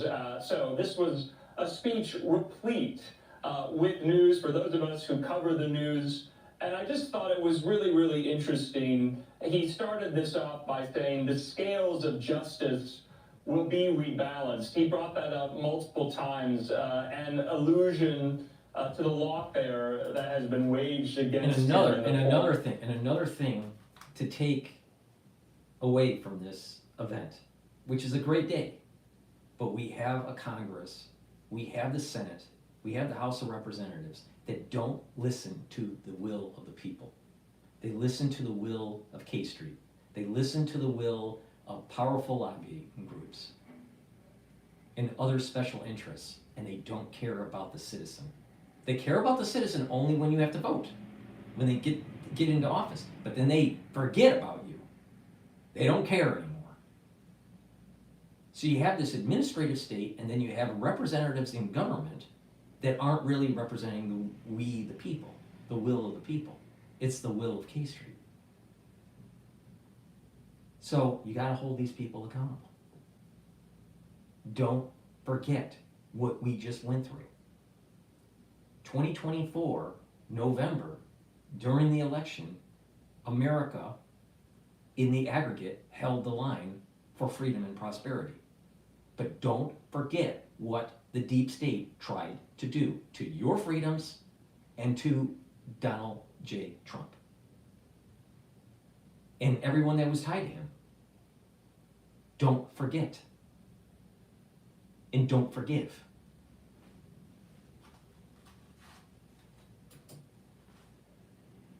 Matter of hours, 200 right now or so.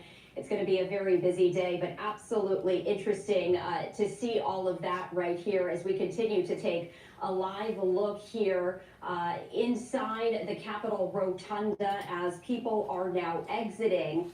Please go to my store, the-studio-reykjavik.com, and get the Boomer Boost. The Boomer Boost has 68 nutrients, helps to improve your cardiovascular health, your brain health, helps to build muscle, builds up energy levels. It has a great profile that I don't have time to read. You can go on my website and read the label. But this is a superfood, all right? You basically, it's a big scooper. Use a big scooper a day. Mix it with soft foods like hummus or yogurt or milk or just filtered water and take it once a day. All right? And you're going to have lots of energy. It's going to help with your brain health. It's going to help with your cardiovascular health. You're going to build up muscle. You're going to have more strength. It's a great supplement. All right? And you use it as a food, right? So you can lose weight by doing this. Take it in, during, I don't know, the morning or the lunchtime. It's a great way to get healthy, all right? And the compounds in here really kind of slow down the aging process and brings down the inflammation. Now, you can also take it separately or with Boomer Boost, heirloom barley or gladiator barley. This is a protein, all right? And you just take a few small scoops of this, not the large scoop, but just small scoops of the heirloom barley or the gladiator barley. Both will detoxify your body. Both of these will soak up free radicals by superoxide dismutase. It's going to lower inflammation, and they help to gain strength, but taking the gladiator barley will help to gain strength and muscle more than the heirloom barley. In addition, if you take the gladiator barley with the Boomer Boost, you're going to be able to control your A1C levels pretty well. So you're going to be able to control blood glucose levels. So I built up a box called Longevity Boost box. I discounted it, so you can get the Boomer Boost and your choice of gladiator barley or heirloom barley. So get the Longevity Boost box. Also use discount 5 and you'll get an additional $5 off. Or you can buy them separately. You can just buy the Boomer Boost, or just buy the gladiator barley, or just buy the heirloom barley. It's up to you. But it's important to take this. It'll bring down the inflammation, soak up those free radicals with superoxide dismutase. It will reduce it will detoxify, bring down the inflammation, build up muscle. But again, the gladiator barley will help you build muscle more. And you'll be able to control your A1C levels a lot more with taking gladiator barley with the Boomer Boost. So that is a great way to get healthy, all right? And it's not that expensive, and you'd save money because this is actually these are superfoods, all right? So you take these together and boom, that's your lunch or your breakfast. So you're gonna lose weight, you're gonna control diabetes, you're gonna get healthy, you're gonna get stronger, and if you're doing some work, if you're working out, if you're doing resistance training and doing cardiovascular training, boom, if you're taking these together, right, you're gonna get healthy pretty quick, all right? So please, take my advice, get the Boomer Boost, get the gladiator barley or the heirloom barley, use them together, get healthy, and you'll be able to save money, all right? Believe me, doing this, you're gonna get healthy and save money. Why? Because I'm sure that your breakfast is gonna cost more per day than taking a scoop of this and a couple small scoops of this, mixing it with milk or filtered water. But hey, take my advice, get healthy. Follow my program, follow my advice on the different pillars, the structural nanosilver pillar to neutralize pathogens, bring down inflammation with the turmerics and the ashwagandha and the lignans, and then the other pillar is to soak up free radicals, right? And take these powders that I have, the collagen powder and the Boomer Boost powder and the barley powder, all right? The barley is high density protein, all right? You're gonna get healthy pretty quick and detoxify your body. Please go to my store, the-studio-reykjavik.com. The link is in the description of this video and all my videos. And remember to use discount 5. That will allow you to get $5 off of any order. It's discount 5, all caps, and then the number 5. And then if you buy the anti-aging boxes and the longevity boxes, I've assembled them in such a way where the overall price of the box is lower than buying the individual products. That way it helps you. Please go to my store and get healthy, all right? Thank you for listening. That's the end of my broadcast. It's a new day in America. but never, ever, ever forget what the deep state tried to do to your constitutional freedoms and what they try to do to Donald J. Trump. Thank you for listening, and have a nice day.